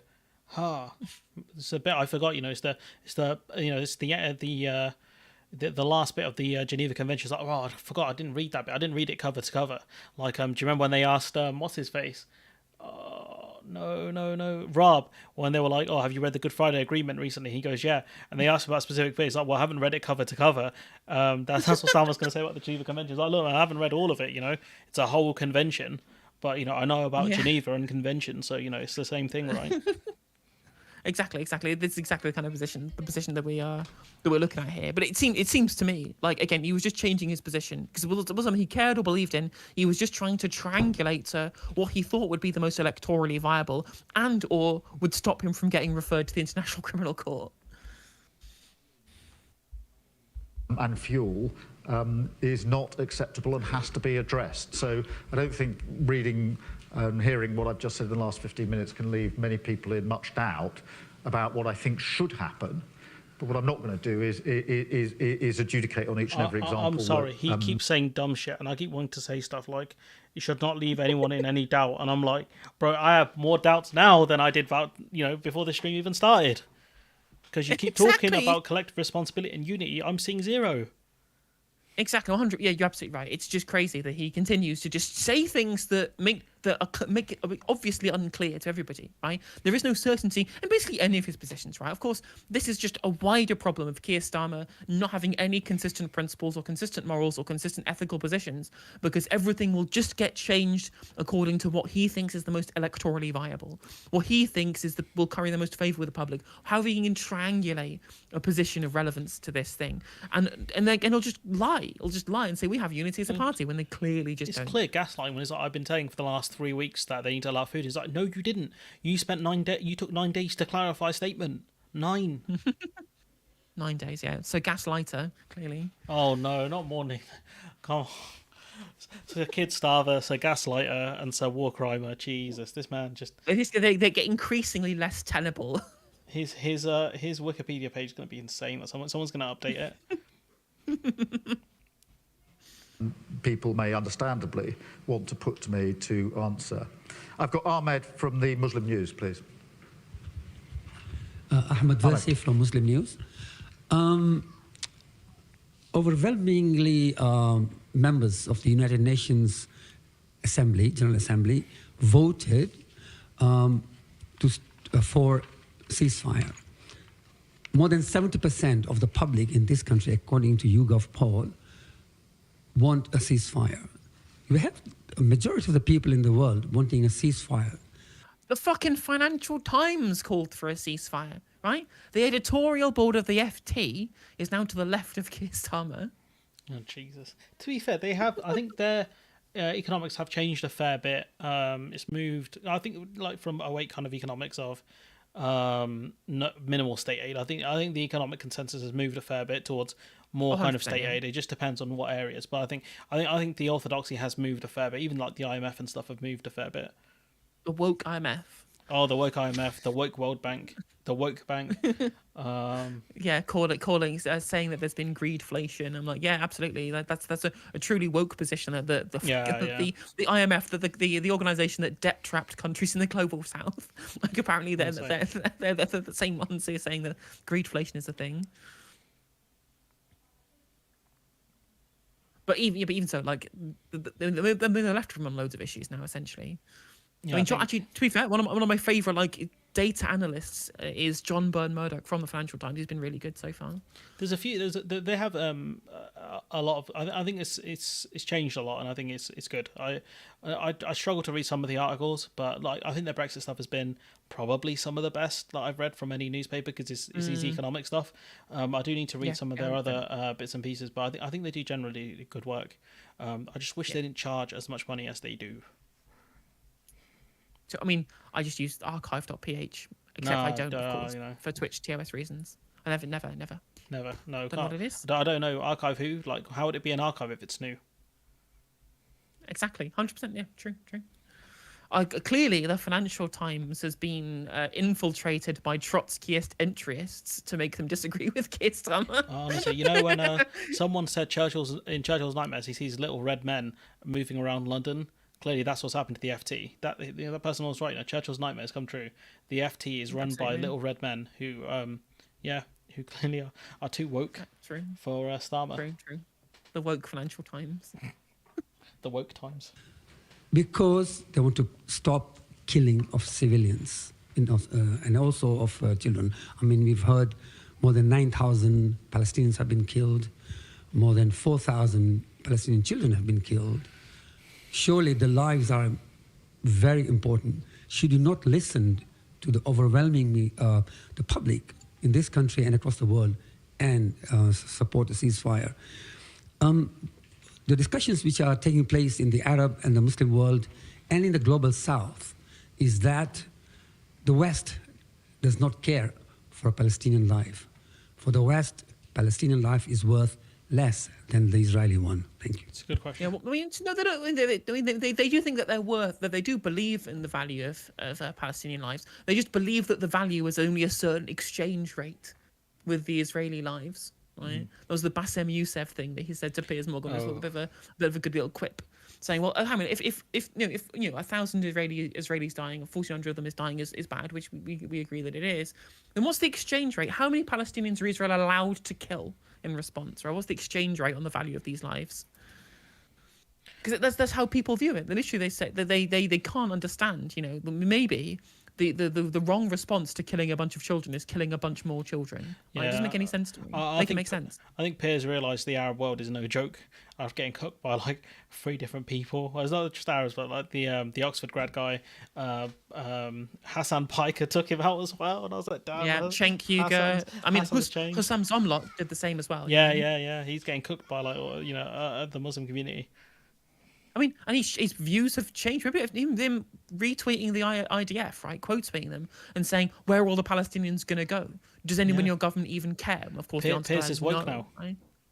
He's gone woke, yeah. He's clearly gone woke. It was funny watching him quote tweet like the IDF account like twice, like questioning their narrative and calling them out. And then in the middle of those 2 quote tweets was him also quote tweeting Ian Miles Chung about how they've actually put the 7 dwarfs back in the Disney Snow White movie. It was very jarring, right? His level of concern is so much so that he's like, "Oh, I'm tweeting out about like the war in Palestine, but can I also just make you aware that Snow White has gone anti-woke now?"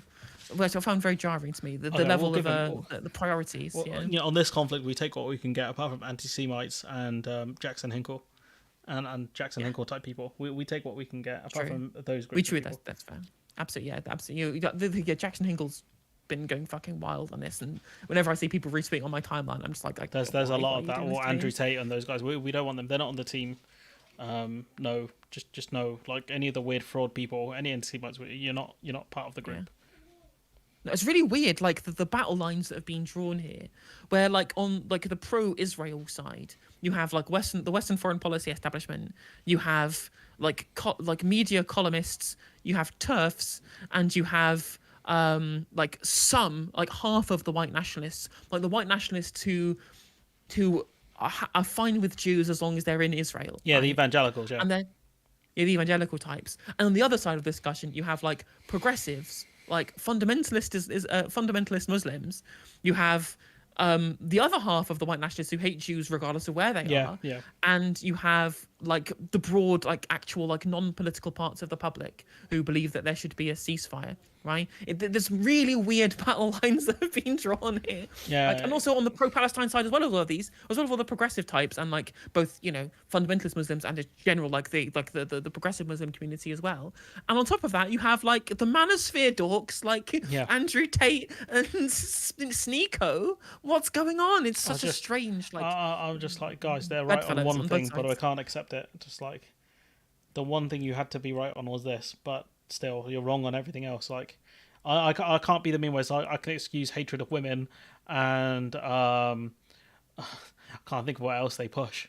And going to the gym, but I can't excuse anti-Semitism. Like, no. Anti-Semitism.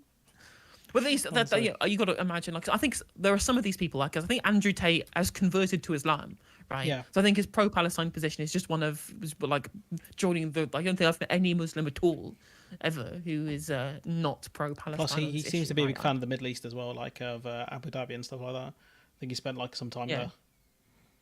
I think he believes in a lot of like the traditionalist values type stuff, which is obviously where me and most of the Muslim community disagree. Although it's different now. Like people keep saying, right, that there's this kind of this big cult. But the right wing thing is there's a cultural divide between Muslims and the wider general population of this country. And whilst that may be true, I think of like first generation immigrants, like.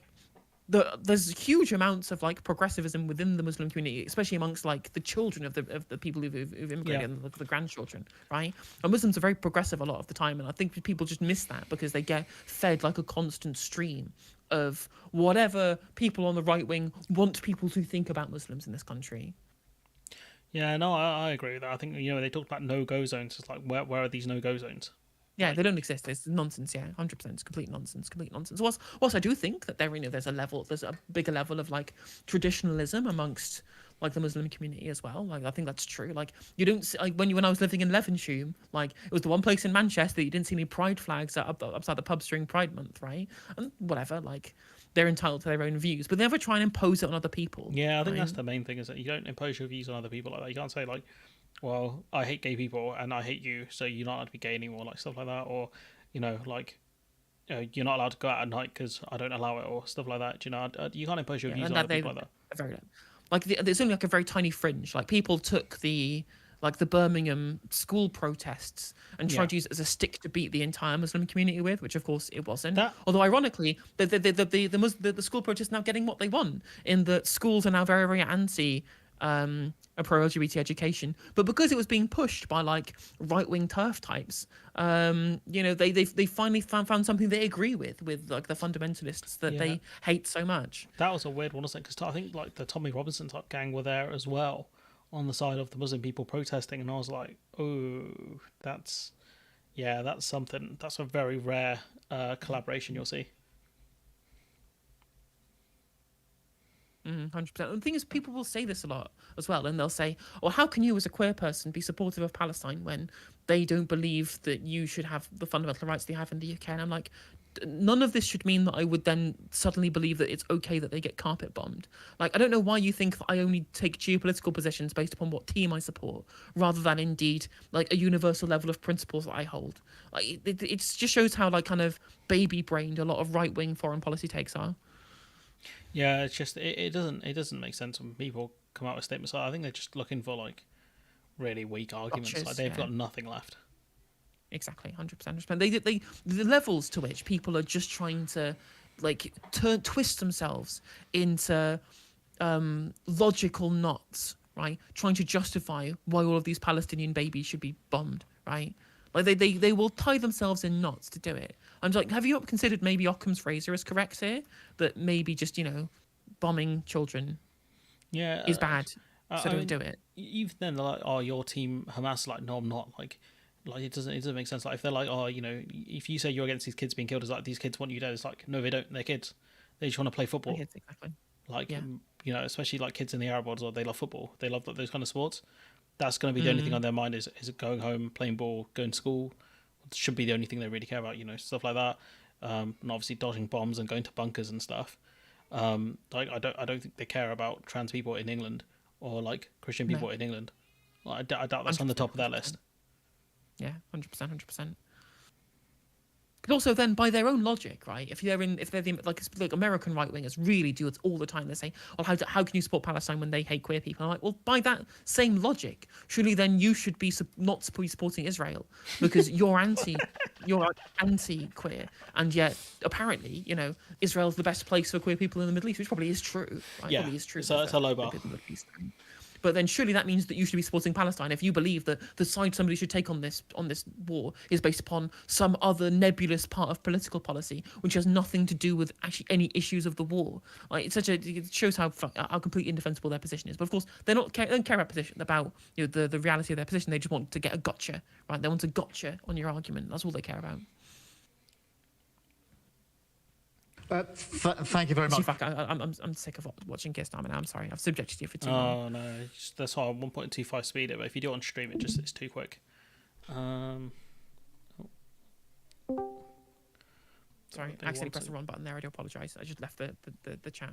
Yeah, I'm sorry about watching him. It's Yeah, no. If you drop me a link to that, maybe I'll do a review on it on what day am I free? Saturday. Maybe I'll do like the rest of that, but.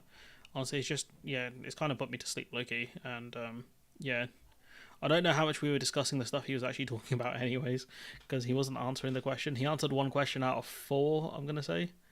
I suppose that last question was a good one, which was, what do you call it? The question around the UN and stuff like that. Let's see, there's some sort of video the BBC have got breaking down videos from Hamas's secret network. Analyzes videos from inside Hamas's tunnels, thought to cover 300 miles into Gaza.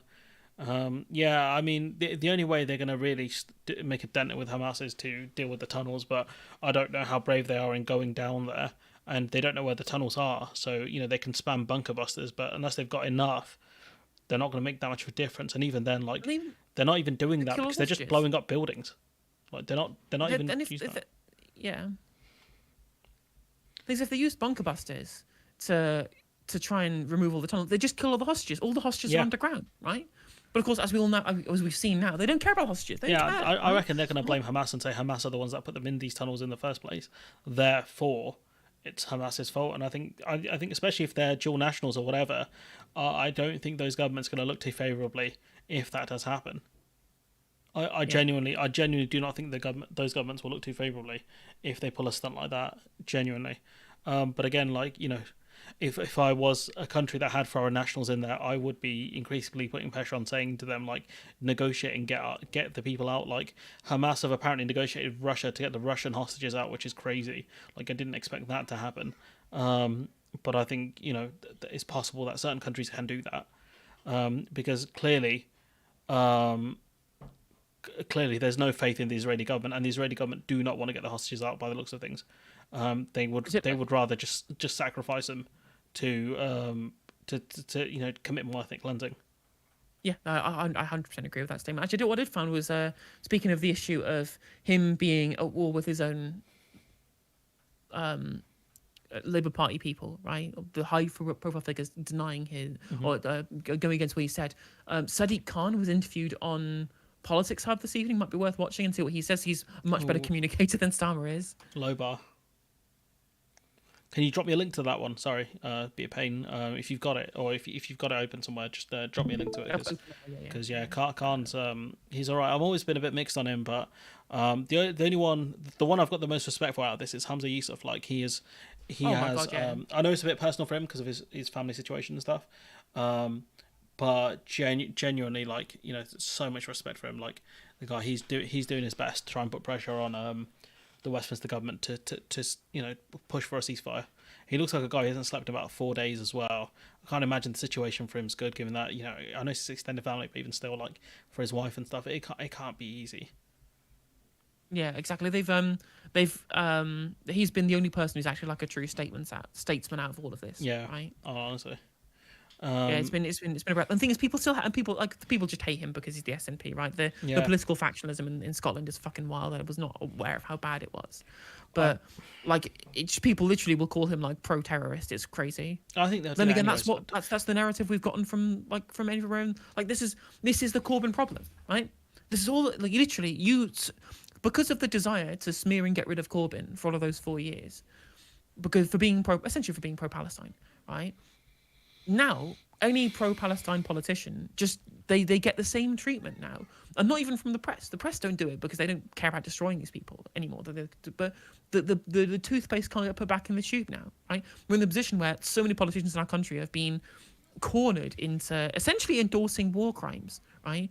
Because for 4 years, somebody said maybe Palestinians should have rights. Maybe the whole ethno-state thing was a bit of a bad idea, right?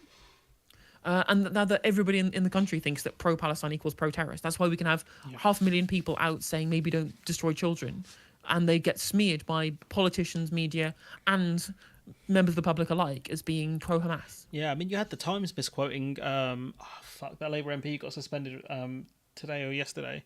Something MacDonald, I think his name was. He got suspended, and they misquoted him completely. And it's a knee-jerk reaction. They suspended him. And Phil was like, "Oh, you live by the side or you die by the sword if you take people out of context and whatever." It's like no one took Starmer out of context. What Starmer said was, Israel were justified in those actions as long as it's done in accordance to international law. Like, yeah, but then we know they weren't doing it in accordance to international law, so therefore they were wrong. But he didn't say that. Even by his own logic, like what he's doing is saying, well, actually, I'm not wrong. I'm just a moron, right? It's back down to it's same as Boris Johnson's excuse for not following the COVID rules, which was they were I didn't understand the rules and that's why I thought I was following them. Okay, well you admitted that either you've failed or you're a moron, which is what Keir Starmer's doing. Where he's like, okay, well I said they have that right to perform a siege, but it should be done within international law. Okay, well either you meant that they can do a siege, in which case you're psychopathic. Right? Or you're an idiot who didn't realise that it was against international law, or you just don't know how to communicate properly. All these things, three things at the same time. Yeah, it's just this whole thing just throws Labour comms into a complete mess again. I wonder how many people they got on the team. Probably like 2 people at this point, because I just don't understand. Andy MacDonald, that was his name, because the Times misquoted him. He got suspended for it. It's like, surely you're just like, all right, what did Big Man say? And you're like, okay, what he said wasn't actually that bad. It was exemplary, right? Liberty and freedom for all Palestinians and Israelis. Yeah. Surely that should be what everyone wants. Yeah, he got suspended for that. And so, clearly there is not much unity in the party if he's getting suspended for, a milquetoast statement. Where is this unity in the party? Is it in the room with us now, Keir? Is it here speaking of unity in the party, let's hear of one of the incredibly unified members in the form of Sadiq Khan. No, I don't. Look, I'm quite clear. A cornerstone of our democracy is the ability to protest, to lobby your MP, your politicians, to email them, to go to their surgeries, to get involved in civic society. By and large, over the last 3 weeks, the hundreds of thousands of people who have been protesting have been doing it in a peaceful, lawful and safe way. I accept a small minority may have acted outside the law. There may be a grey area. What the Home Secretary should be doing is listening to her commissioner, who has said quite clearly the government should be stepping in, providing clarity in relation to laws around extremism. Do you think she is stoking divisions, therefore, by describing these protests as hate marches? Look, she's lying. Like she's just like completely lying about what's going on there because she wants to smear everyone who is pro-Palestine. That's it. She's just to smear her political opponents. That's all she's doing. I mean, she's been doing that for a while. To be fair, she's very good at it. Yeah, I mean, true. She is very good at smearing all of her political opponents, and she is very good at it. That's also true. But what's interesting as well is that with all the conservative messaging around this, it's clear they're looking at their base. They're not trying to win votes anymore. They're trying to retain their base, right? 76% of this country, when polled, want there to be a ceasefire.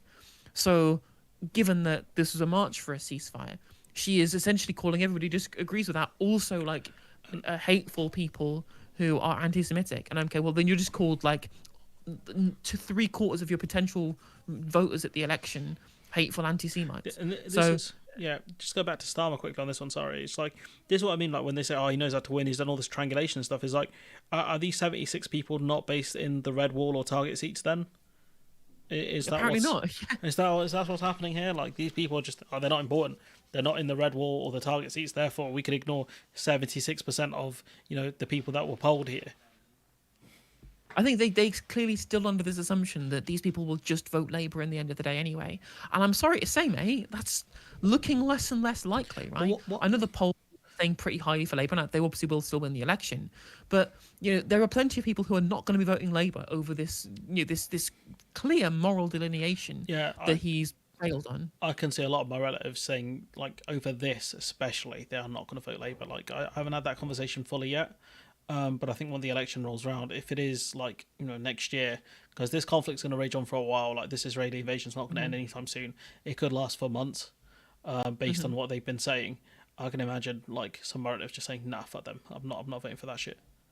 Especially if what we expect to happen happens, and we see some kind of level of annexation or some like a gigantic refugee crisis, right? Then not only will the end of the war happen close to the election, but that failure that's going to happen, that's going to be precipitated by the continuation of that war without a ceasefire happening, that will have ramifications globally and for a very, very long time throughout the war as well. So he's shooting himself in the foot that too. I mean, I would say to you, if your relatives who might vote Labour, good, you should be voting for the Green Party, because the Green Party have better economic policies and also thought we should have a ceasefire and were the first to call for it outside of the SNP. I think genuinely, like, the only reasons we haven't seen a massive refugee crisis is because the Egyptian border is closed, and it's because people fear another Nakba. They feel like they'll be forcibly moved and they won't have any right to return.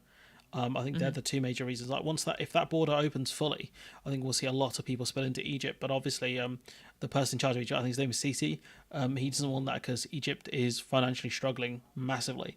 They cannot afford to take on that amount of refugees, and also the fact that it kind of gives Israel what it wants, which is a lot of people out of Gaza, ethnic cleansing, more land for them. It gives them the ethnic cleansing that they want. I think there's this agreement amongst the Arab leaders to try and prevent ethnic cleansing, right? Even Sisi, who is pro-Israel on a lot of issues, right? He's not. Obviously, he's the diametrically opposite to Mohammed Morsi on the issue of Israel-Palestine. But even then, after that, they all understand that there shouldn't be a second Nakba. They did hear rumours that the US might cancel Egypt's sovereign debt in dollars if they take in refugees, but I still don't think they want to do that because people don't want to have the refugees. Don't want to have to deal with the refugees either. Because it's very expensive to to have that many people there, especially in the desert and things like that. And also the fact that I don't like, you might get that problem of people saying, oh, why are we spending money on them? Like, you see here, and I doubt we'll see less of that. We'll probably see less of that in the Arab world, but I can imagine a situation where it gets very toxic. Like, it is, because they're in limbo. They can't do much. They can't really, if they've got refugee status in Egypt, we don't know if they can work or even jobs available for them. How is housing going to be available for them? Like infrastructure of any kind. There are loads of people living in Jordan who are refugees, who there's no. I don't know what they do. Like, what's there for them in Jordan.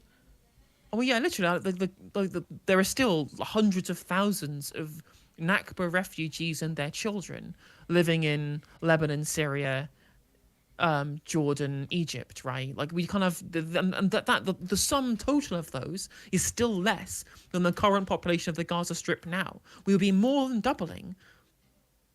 We would be more than doubling the number of refugees.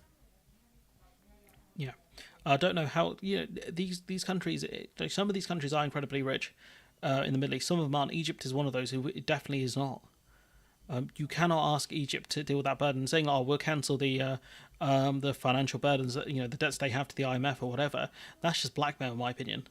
That's clear blackmail. That's kowtowing to an oppressor.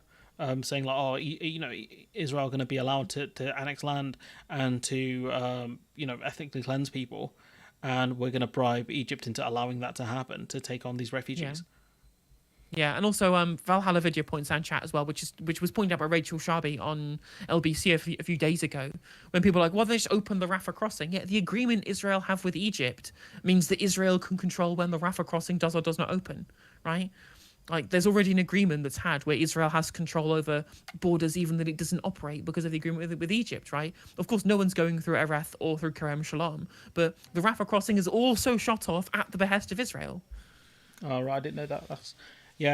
That makes, that's probably one of the reasons, because I read that Egypt were reluctant to let aid through the border because they didn't want aid workers to be attacked and things like that, and they were trying to leverage it. But yeah, no, if it's the case that Israel control the Rafah crossing, then they can absolutely just stop anything coming in regardless. It's why aid wasn't getting through. Why the trucks were being stopped at the gate was because there'd not been that agreement between Israel and Egypt to be able to have the border open, right? Because of course Gaza can't control their own border because they're not a state; they're an occupied territory. Also quite clear. I've met Jewish Londoners who are scared. So she has got a point. She has got a point. I've met Muslim Londoners who are scared. Has she got a point, do you think? Well, we've seen an increase in Islamophobia and anti-Semitism. She should be bringing people together, explaining, look, you can have strong views that are pro-Palestinian, but you must not be anti-Semitic. You can have strong views supporting the government of Israel. You can also have sympathy and empathy for those in Gaza. Why not bring people together and unite our society rather than... What's the issue having with the audio? Oh, no, I had some feedback from my headphones, I think. I turned the volume down, turned it back up, they're fine. I thought Sky News were trying to censor City Khan. I was like, no, leave them alone. But no, my also, like, headphones were being weird. He's essentially, by answering the question in the way that he has, essentially kind of admitting that Suella Braverman has like half a point here, when of course she doesn't at all, right? He's doing the same thing that Keir does, where they don't answer the question directly. Like, does she have a point about the? No, she doesn't have a point. These aren't hate marches. Branding everybody at these protests as hateful is completely incorrect, right? What we need to talk about is the fringes that have problems and deal with them using the current set of laws rather than painting huge swathes of people with a very, very broad brush. I think what he's saying is, in my opinion anyway, is like he's trying to say get these two communities together to talk to each other, and that way you can kind of iron out, like, you know, the insecurities and things like that, and, you know, because that is part of the you know, the Home Secretary as well, is to bring communities together that exist within the United Kingdom. And so rather than stoking tensions with one and, you know, increasing fear with other, because if you are, you know, a person who is Jewish and you see like these protests going on and you believe the Home Secretary that these are hate marches, then of course you have every right to be nervous at that point, because you're being told that they're they're coming after you. I mean, the government are literally using the Jewish population as like throwing them under the bus. Yeah. To attack other groups they like by releasing propaganda that makes them scared to live in the country. I've seen many Jewish people tweet out or say things like, well, how can Jewish people live in the country with all these people on the streets? I'm like, yeah, only because you've been told that these people want to ethnically cleanse Israel. And then that's what I'm saying. I think if you bring the communities together, then she can't do that, because they can say, oh, well, I've spoken to some of the people in the community. That's not what they've said. And then what's she going to say at that point? Is like, you know, she's going to look stupid. And that's I think what Khan is saying. I think it's a fair point. I don't think he's giving her any kind of justification for what she said. I think he's saying, like, to bring people in the room together so they can talk. Okay, makes sense. By the way, just as an aside, if you're enjoying the stream today on YouTube and Twitch, you can subscribe on Twitch or for free with Twitch Prime, or drop bits where you get text-to-speech for 100 bits. If you're watching on YouTube, you can become a member on my channel for 99p. You can super chat and then you get every message read out, or you can gift memberships as well if you would be so kind. Do you have memberships turned on in your end? I do, but I need to change the price on some of them. I just had it so it's there for people as an option. My Patreon, I think the lowest one's like £1. To be fair, okay, well, on Patreon. So yeah, if you're enjoying Maj's content, you can jump on Maj's Patreon. I have Patreon as well, so that's another way that you can do. Or you can become a member. I think that, and I'm not sure how much your membership is, but there is a default membership option available on YouTube too. Thank you for the 400 bits, Ron. That's much appreciated. Rohak, you looking for the link to Maj's channel? What are you looking for the link for? Sorry, someone in my chat was asking for a link. I will drop it when they respond. Appreciate that. Seeking to divide people by posturing. Divisions in Labour too. Keir Starmer is currently giving a speech rebutting you and others who are demanding a ceasefire.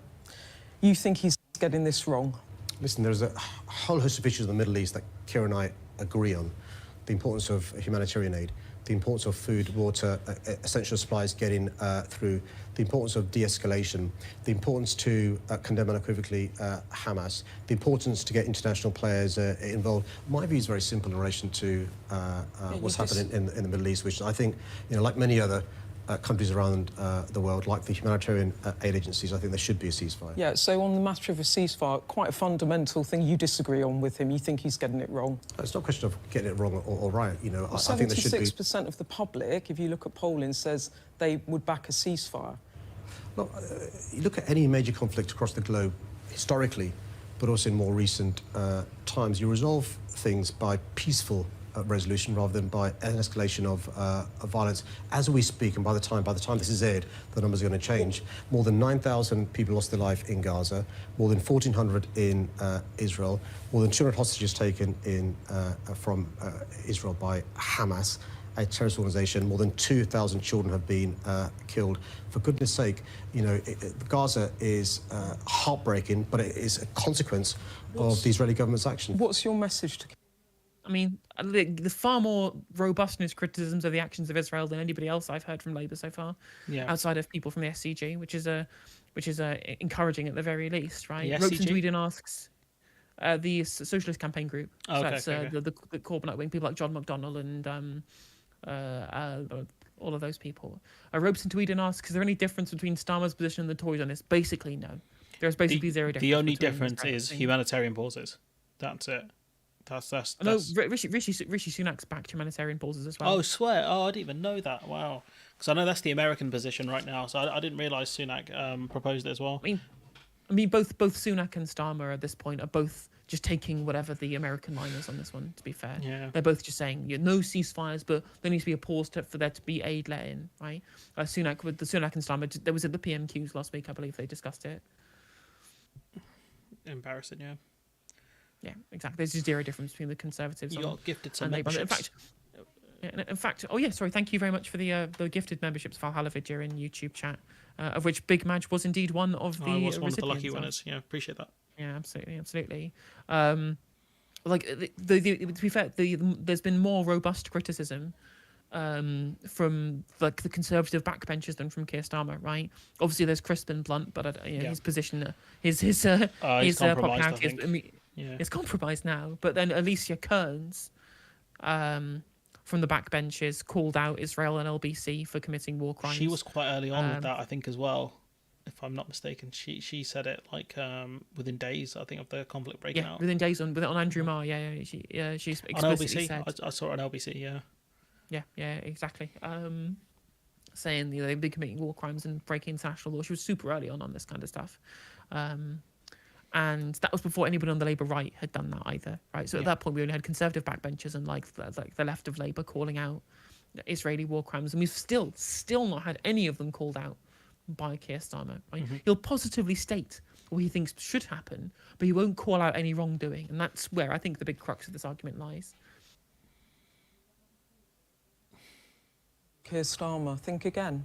Listen, Keir and I speak all the time. No, what's your message The now? medium of the sky to give Keir a message. But you disagree. Look, but to be clear, you disagree with him. You think he should go further than asking for a humanitarian pause. I'm really not going to get into. She's trying to bait him so hard. He's done a great job. It's embarrassing. She's trying to bait him so hard. He's trying to. They are trying to bait him, and they wanted the division is good content, right? If they can get Sadiq Khan to publicly admonish Keir Starmer rather than implicitly doing so, it makes for good TV. Yeah. But at this point, you don't really need to ask. Everybody knows that he is taking a massive step and a massive gamble by publicly disagreeing with his superiors on this one. Sky News headline: Khan cooks tonight.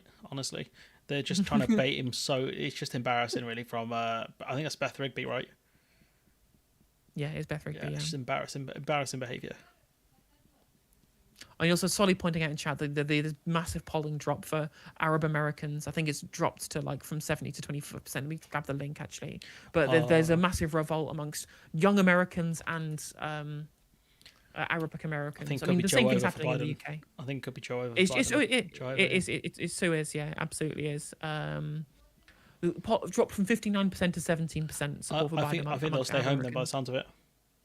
Unless potentially or Cornell West or somebody like that. I can see Valhalla putting a thing in. Yeah, with the tunnel foam, I'm guessing you still have to go into the tunnels, right, to put the foam down. So they've made their lives more difficult by blowing up all the buildings because they're going to have to find the entrances to the tunnels, and it's going to be under rubble. That's the problem they're going to have. If they can find the tunnels. I truly think that's because they have no intention of freeing the hostages at all. Yeah, no, that's true. They just want to. I mean, we already know about the Hannibal doctrine, right? So. great job showing leadership on a whole host of issues, including this one. And he has a huge lead in the polls, but now there is a division in the Labour Party. His authority has been challenged by said the party's united, by the leader of Scottish Labour, by the Manchester Mayor. Yeah, you know, yes. Clearly Beth is wrong here, because Keir Starmer said about 4 times during that video, which we didn't see all of it, which was the party is very much united on this, and he believes in collective responsibility. So I don't know what she's talking about. Do you know? Exactly.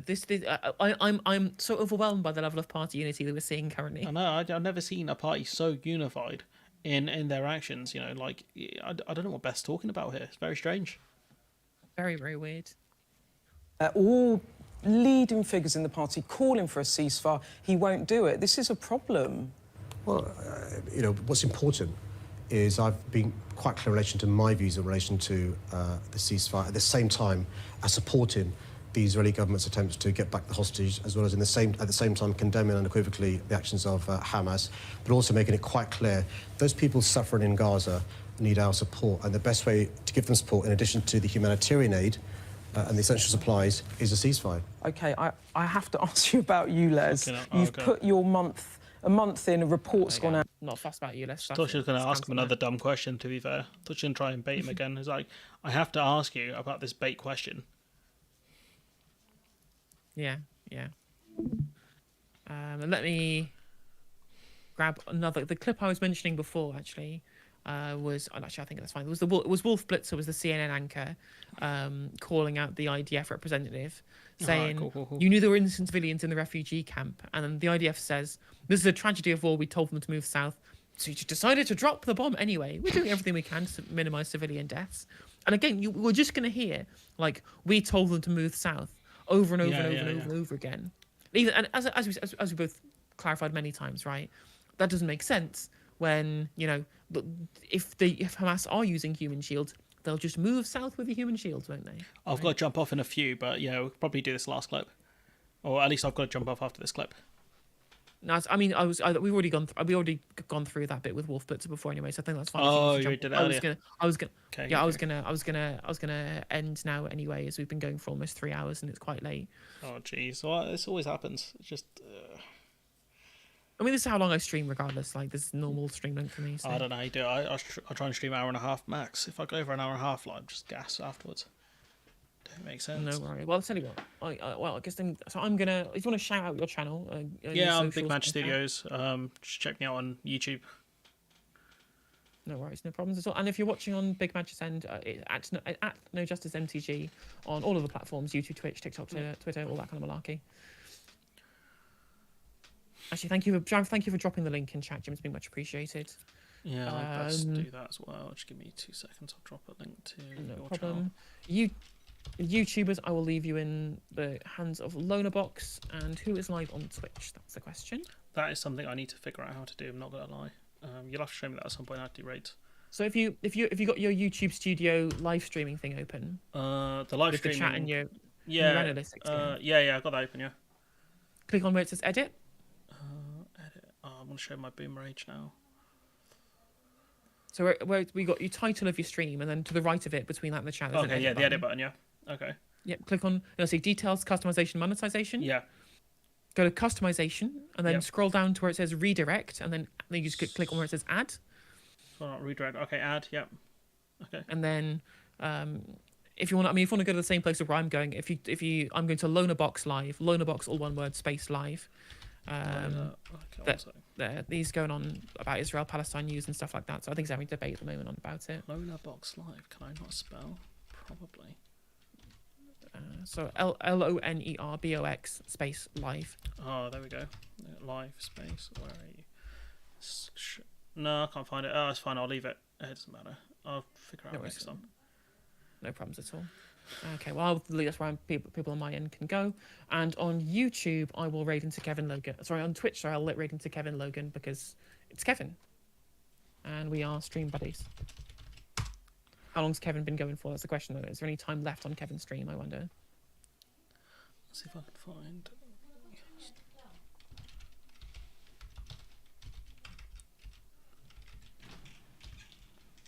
Well, Kev's only going for 2 hours, so Kev should have some time left. Brilliant. Well, I will leave you in the capable hands of Kevin Loaderbox. I will see you tomorrow, probably afternoon stream, hopefully. If not an evening stream, we'll see you then. Thank you very much, Big Maj, for joining me today. No, it's all good. It's been fun. Apart from watching the Keir Starmer in that interview, that was painful. At least Sadiq Khan, like, his voice doesn't put you to sleep. It really does. It really does. No problems. Well, I'll just raid you out now, and I'll see you all tomorrow. All right. Take care. Best end my stream as well before I forget. Oops. Okay.